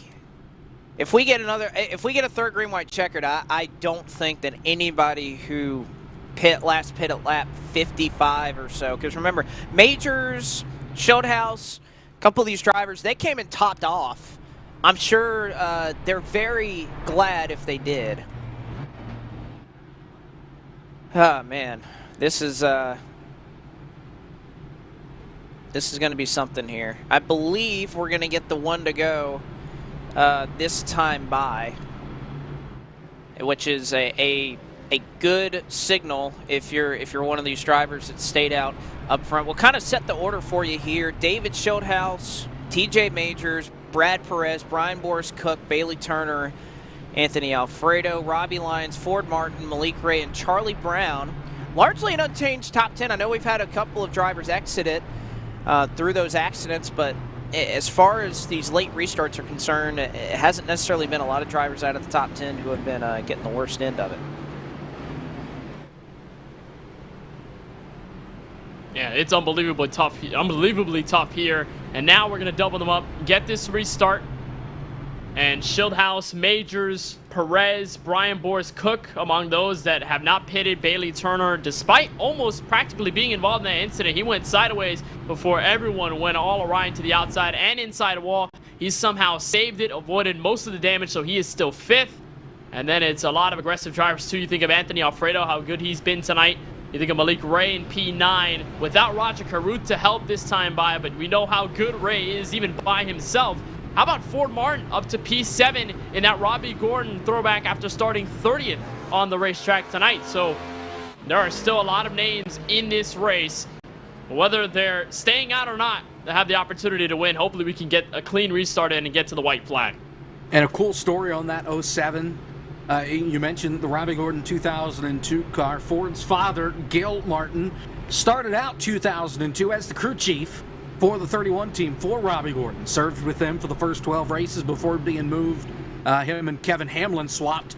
Hamlin went to Gordon, and Gil Martin then went to Kevin Harvick, and that started a long-time relationship between those two throughout the 2000s. So, cool little tribute for the driver of the 07 tonight. Very much so, especially like you mentioned the beginning of it, and you look at that paint scheme, and I think about Watkins Glen and Sonoma. I think about people not being very happy with somebody racing back to the caution flag at Sonoma. I think it was actually Kevin Harvick that was one of the drivers that was mad at him, but it brings back a lot of memories, especially at road courses, seeing that 31 paint scheme. And all right, pace car is off. David Schildhouse, TJ Majors, your top two. Attempt at overtime number 2 of 3. As Schildhouse will work his way into the Geico restart zone. We'll try it once again. Do they have enough fuel to make it to the end, or does somebody else have a chance to take the victory? Green flag gets displayed. TJ Majors follows up as Schildhouse moves up the track. Now they're going to switch places. Almost 4 wide. Boris Cook got shuffled through. He had to check up Alfredo. Fills in the gap. Perez trying to give a huge shove to Schildhouse out of turn 2. Brian Boris Cook left for dead. Partis trying to give him some help. They're going to swerve to the back straightaway. It's 2 versus 3 for the race lead as Malik Ray blocks up to the wall. Oh, and Malik Ray gets sideways. They're crashing. Charlie Brown gets turned. He hits Robbie Lyons. The big one on the back straightaway once again. Half a dozen cars, maybe more, pile in. Case Karlebach involved. He slaps the outside wall. Seth Eggert gets a piece of that. I think... Oh, man. Chris Wilner involved in this one. Rajak Karuth, I think, got damaged. Leighton Sabile got turned around in that, and that all started again in the middle of the pack. Charlie Brown got a bad bump, it looks like. Actually, no. They all stacked up with the 7, and the 24 of Nick Olson came down, hit the 58, turned him around, and it was on, and we have one more shot at a green-white checker. We're using it here at Talladega. Take a look at the replay one more time. There's obviously a lot of attention around Malik Ray trying to make a move up the middle. You can see they're going to get a run on him. He's going to throw a block at Cook a little bit late. Comes back down, a little bit of contact with Partis. That gets him all jumbled up behind.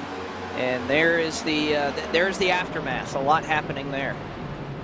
Yeah, everybody checking up 4 wide, and I mean, there's not much you can do there, especially when Malik Ray is wiggling like that. Of course, he's trying to save the race car, and then everybody's anticipation is slowing down. They're trying to find a space to go. Here's a look from Colin Fern. Right in the middle of all of it, there's the contact from Partis. There's Charlie Brown, Robbie Lyons, and Fern barely gets through that. How many times have we talked about Colin Fern tonight? And he was multiple laps down, by the way, 2 laps down on the racetrack. With that move through the caution, he is now 11th in that 86 Skull throwback. Rajah Caruth gone home, disconnected.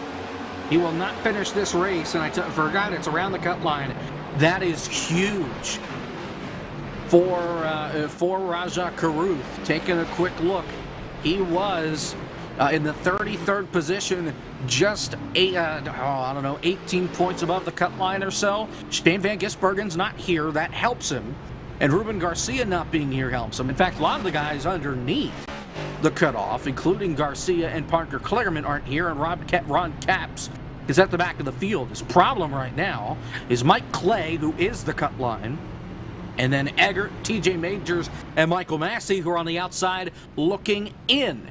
So Rajah Caruth may find himself on the outside of the top 35 after tonight's race. Preston Partis also has parked it. He's done for the night. Landon Huffman, another driver that is right above, or actually was tied for the playoff cut line, he's out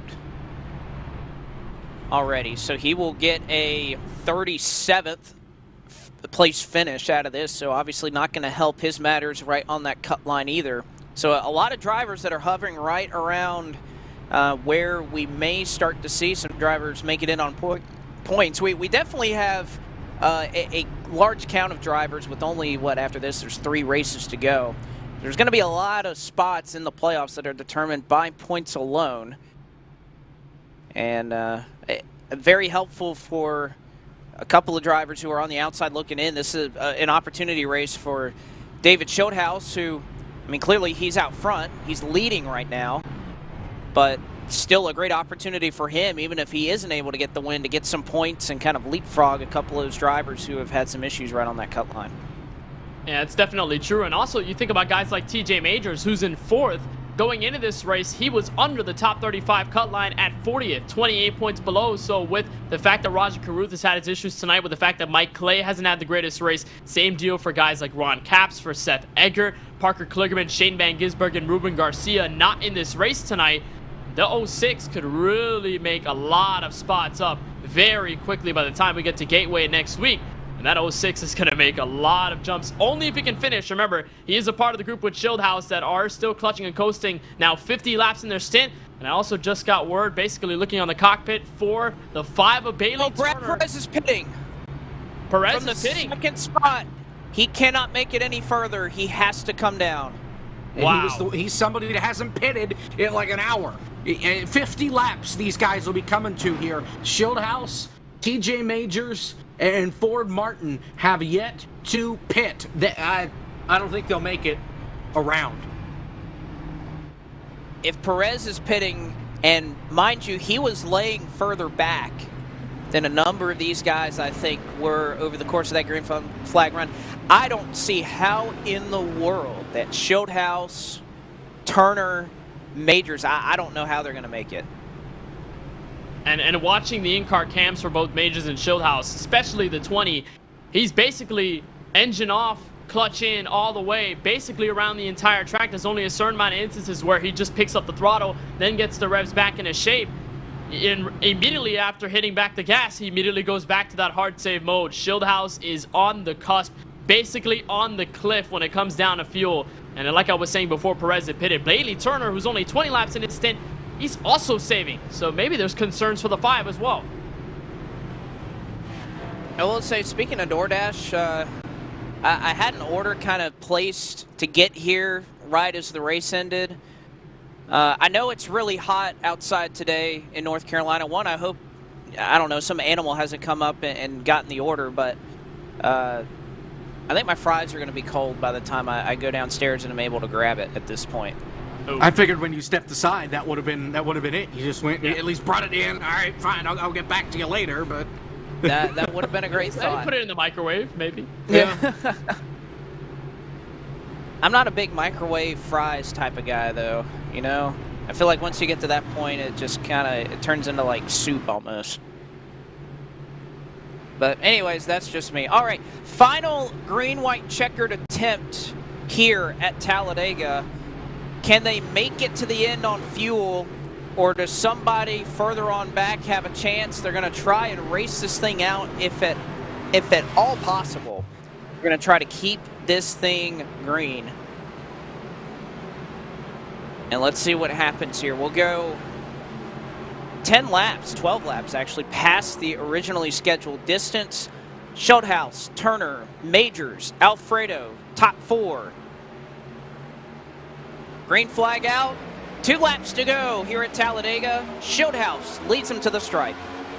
Shieldhouse up and away. Martin is already blocking down to the inside. That is, and 1 car's to the wall. That's George Balfans Jr. More cars to the inside. Will that be a yellow? For now, it's no. They're going to check up and pretty much shuffle all throughout the Talladega Super Speedway. More cars into it. I saw Matt Stolnick around, and that's a big crash. Charlie Brown, Steve Alfont. Trouble in. There goes Gabe Wood around. They are wrecking all over the place. It's 5 cars under a blanket for the race lead. Bailey Turner, David Shieldhouse, Anthony Alfredo, TJ Majors, who may not be able to make it on fuel, and then the 53 of Justin Melillo. Are you kidding me? He's cracked the top 5. Belfon's too far back coming to the white flag.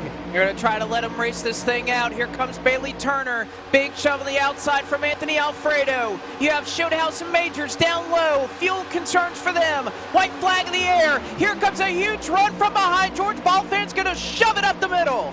And guess who's behind him? Presley Sora in the 98. We saw him crashing on the back straightaway earlier. Here comes Alfredo with help from the 94 to the race lead. Turner over to go. They're 4 wide in the mid-pack. Alfredo leading them down on the back straightaway for the final time. Malik way around. Turner got turned into it. Brian Vargas into the wall. Here's Leighton Sabile. He goes from 11th to the lead down to the turn number 3. Alfredo in 2nd. Balfons in 3rd. Shieldhouse and Will Rogers side by side for 4th. It's a charge to the finish line. Leighton Sabile out in front by 2. Here comes Alfredo. It's Sabile complete an unbelievable comeback. Alfredo to the outside. Side by side. Sabile goes low to block Belfans. He gets a run. 3 wide. Contact. Alfredo gets it done. Alfredo goes back to back on the plate tracks by 2 100 hundredths of a second. My pick! All right! One of us finally got one right. How about it? What a move! I thought Sabile got him with the block on Balfance here at the line. I thought that was just going to be enough. Little side draft here once they got past the restart zone. Got right down to him. Got side drafted on both sides. Alfredo pulled away and Sabile just comes up short. Balfance Jr. in third. And that is what you expect when you come to Talladega. Holy. And talk about the 43 and the 94 and the 98 and the 55 and the 99. So many drivers that ended up in the top 5, top 10. They were nowhere to be found, especially on that final restart and even around the mid portion of this race. But Anthony Alfredo, when the dude wipes throwback, gets the victory lane for the second time this season at a super speedway. And wow. Absolutely. That is the only thing left to say. Wow. Leighton Sabile, I mean, just what a run for the ages for Leighton Sabile, who nearly had an opportunity to win. How about George Belfance Jr.? Another opportunity for him to win one of these plate races. He came so close to Daytona, just not able to close it out. Presley Sora basically got turned on the last lap. He finished fourth. I mean, what a wild finish. I can't believe Schildhaus made the gas last. He finished seventh. I think Majors would have as well. Majors got wrapped up in an accident. As we are going to await an opportunity here to talk to Anthony Alfredo in just a moment. Here's your race results. Alfredo Sabile, Belfance Jr. comes up just so close once again. Presley Sora in fourth, Will Rogers fifth, Stephen Ellis. Well, guess what? He got close. He was sixth. David Schildhaus seventh. Justin Melillo, what a shocker here. Don't talk about him much throughout the day. Still ends up top 10 on a plate track. Chris Wilner, great run for Chris Wilner in ninth, and Robbie Lyons rounds out your top 10.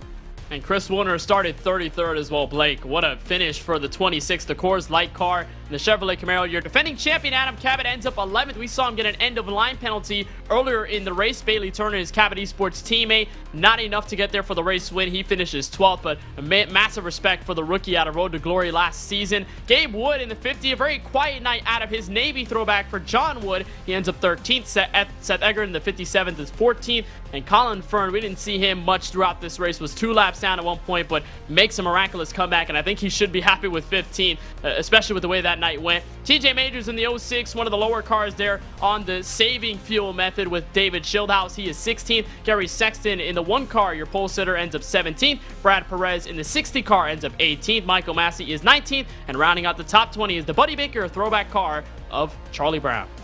Garrett Smithley finishes in 21st, Josh Slate in 22nd, Brett Baldeck in 23rd, Devin Henry comes home 24th, Nick Olson 25th, and I mean everybody back here was involved in a wreck or maybe more than one wreck there on that last lap. Olson 25th, Steve Affont 26th, Malik Ray 1 lap down in 27th, Ryan Vargas did not finish, he finishes 28th, Mike Clay a lap down in 29th, Mark Rabilis finishes in 30th a lap down. 31st position goes to Ford Martin, who was up front there at the end. Unfortunate for him, it doesn't pan out. 32nd to Matt Stolnick, who I believe ran out of fuel. 33rd, Brian Boris Cook. And then you look into a long list of drivers who were well short of seeing the end of that one. Preston Pardis, Raja Caruth, Case Collenbach, Ron Capps, Landon Huffman, DJ Cummings, Max Kennan, and Dakota Curtis, Dylan Welch, and actually it looks like Welch was able to make some laps back up. James Bickford finished in 43rd, so perhaps prematurely gave out that DoorDash award. But let's not wait any longer, as we have a 2-time winner this season to catch up with, and that is the driver of the number 23. And I think it's only fitting to ask Anthony Alfredo, dude, what happened? We won. That's what happened. That was awesome. Another win in the Monday Night Racing League this season feels really good, especially on a super speedway with the next gen car. I guess I figured this thing out on these tracks, and the super speedway racing on iRacing always seems to be the most realistic to me. And I've started to figure it out in real life, and I think that's kind of been worked hand in hand with iRacing. I think I've learned a lot on the sim and vice versa. So it was a really fun race. It was pretty long, but we had some great long green flag runs, which was a lot of fun. We don't see that super often, so I was excited about that. And more importantly, the Dude Wipes Ken Schrader throwback scheme. So it's pretty cool to win in that. JD killed it on this scheme, so shout out to him and all our partners: ProCellerate, Dude Wipes, of course, Death Wish Coffee, SimSeats, D-Box, MPI, everyone who supports me on the track in real life and here in the simulator on iRacing. So I hope that was a finish you guys were excited about. I know for me on the backstretch, I got so far out, I thought I for sure lost. But they wrecked again and they got separated. So it was kind of a 1v1. And George came in the picture coming through the tri-oval when I got to the outside of Leighton. I guess he was able to, Leighton was able to block it in time and get hit and propelled out. So he came back out of nowhere and I thought I lost it, but I was able to get enough of a side draft back on him to beat him to the line. So I hope that gave you guys something to rave about in the booth and got the fans pumped up.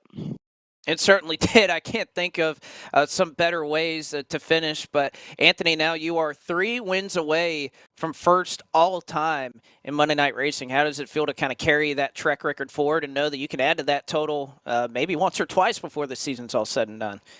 Yeah, it's really cool. For me personally, it's pretty wild to think that. I didn't even know that. I know I've been leading most seconds and third place finishes, if I'm not mistaken. Maybe that's changed, but there's been so many races we've come up 1 or 2 spots short just from circumstances, not having to push at the right time or a late restart or something going wrong for us. So we should have a lot more wins than we do, that's for sure. But we're starting to figure it out and execute properly and click them off. So Briar LaPrade was not only spotting for me tonight, which was a huge help, but he was streaming for me because visiting my parents for the off week, and I'm in my dad's SimSeat driving simulator. I built them, so I wasn't able to stream. Their internet's a little wonky, so thankfully it held up long enough for me to contend all night long and ultimately come home with the win. All right, Anthony. Well, enough to get it done. Indeed. Congratulations once again on sweeping the super speedways. I mean, that's a heck of an accomplishment in itself so far, being able to get that done. So, Anthony, congratulations on yet another victory here in the Monday Night Racing Pro Series. Thank you very much. I appreciate it.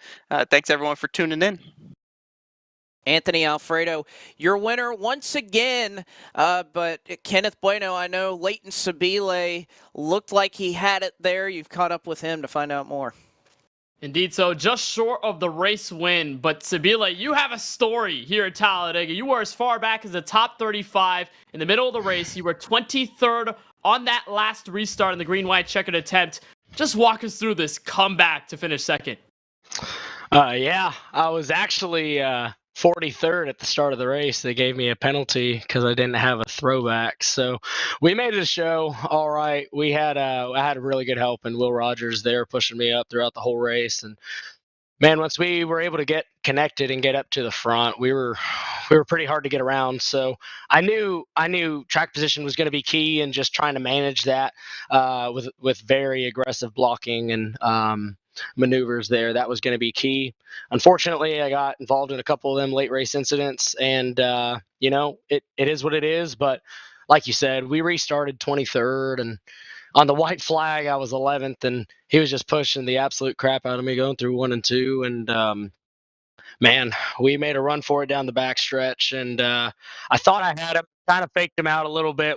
Thought I was going to go low. Got to his outside and got on that quarter. Kind of learned with what I did wrong at Daytona at the start of the year, and was really hoping that I was going to be able to pull it off. But unfortunately, just got tagged coming to the line in the left rear and held on, finished second. So it was fun. All in all, I had a great race. The U.S. Air Force Chevy was fantastic. A shout out to all the guys at Petty GMS that are there. I don't know if anyone's watching or not, but that was fun, and I enjoyed it.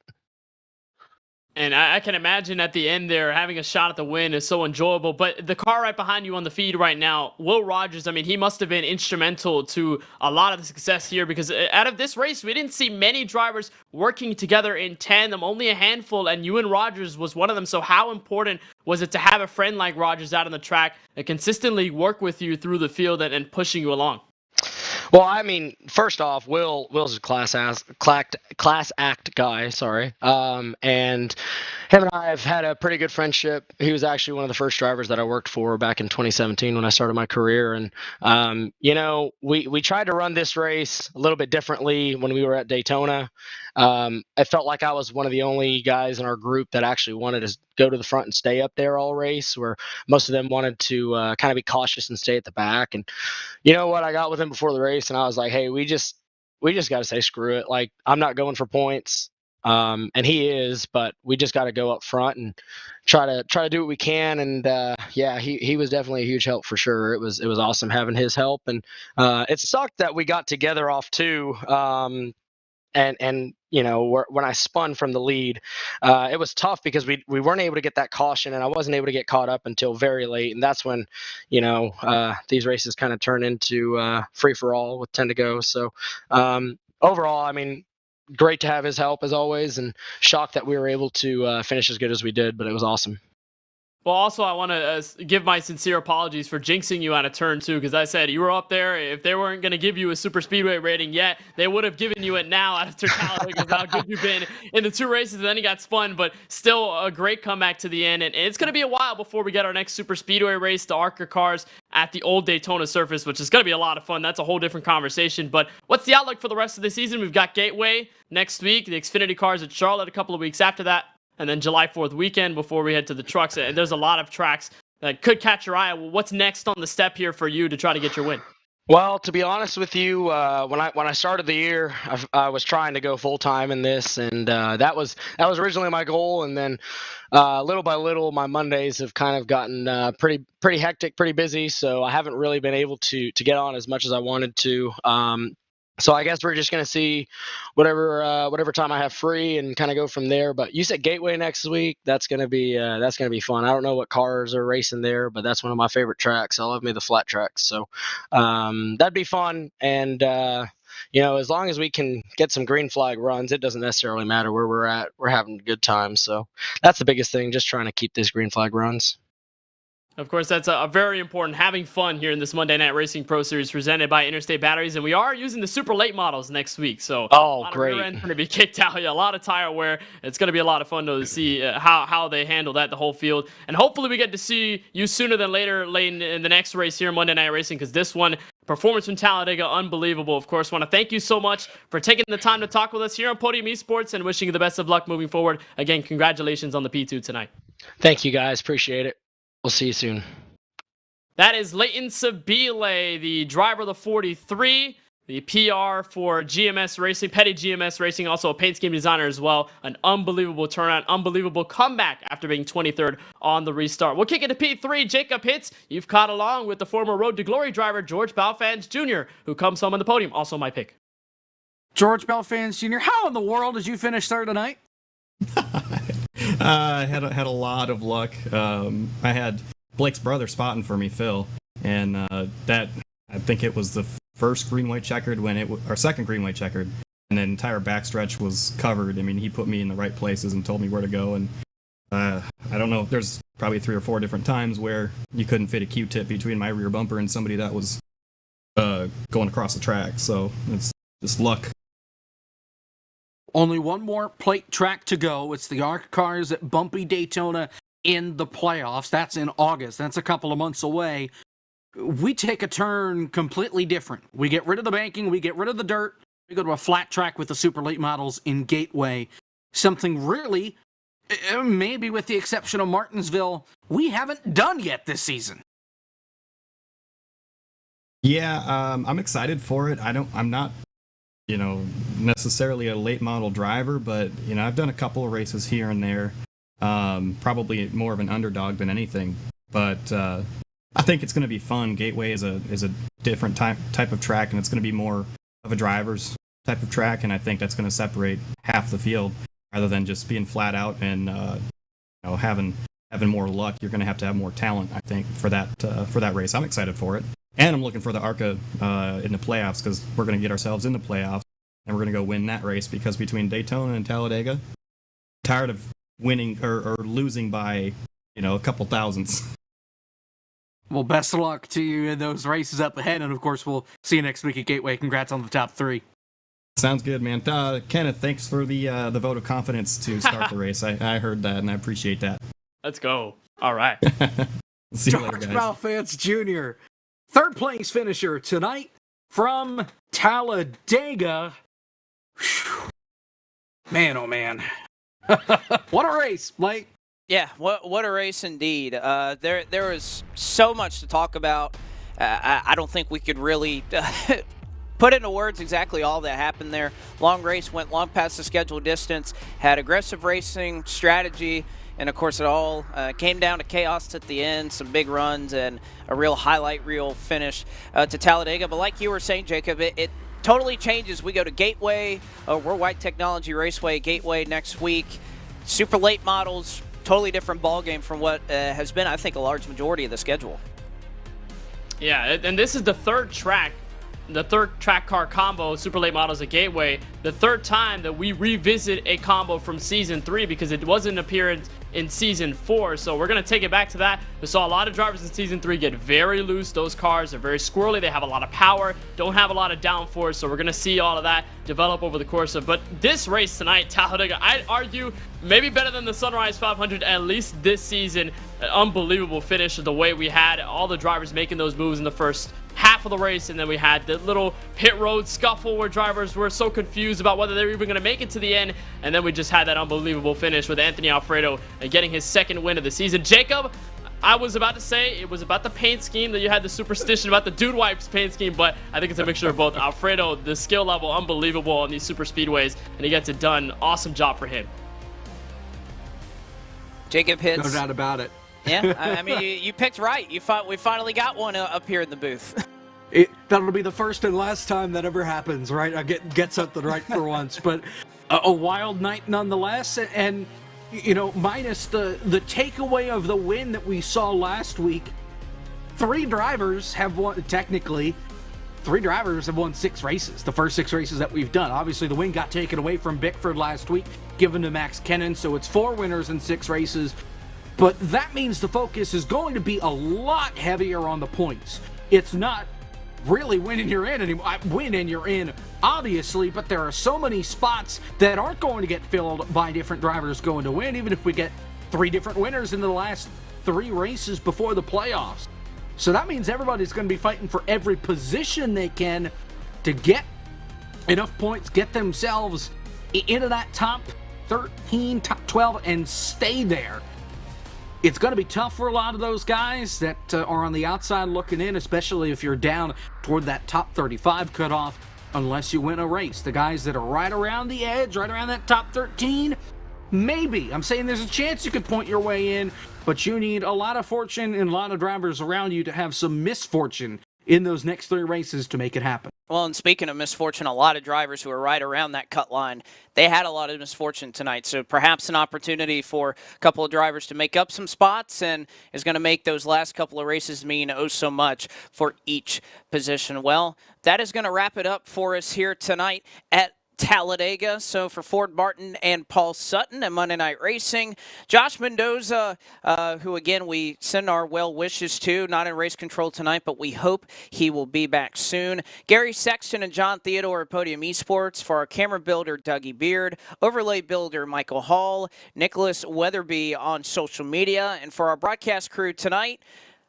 producer Ryan Bauer, myself, Blake McCandless, and my colleagues Kenneth Bueno and Jacob Hitz. We say so long tonight from the virtual Talladega Super Speedway. We bid you farewell and a congratulations tonight to your winner, Anthony Alfredo.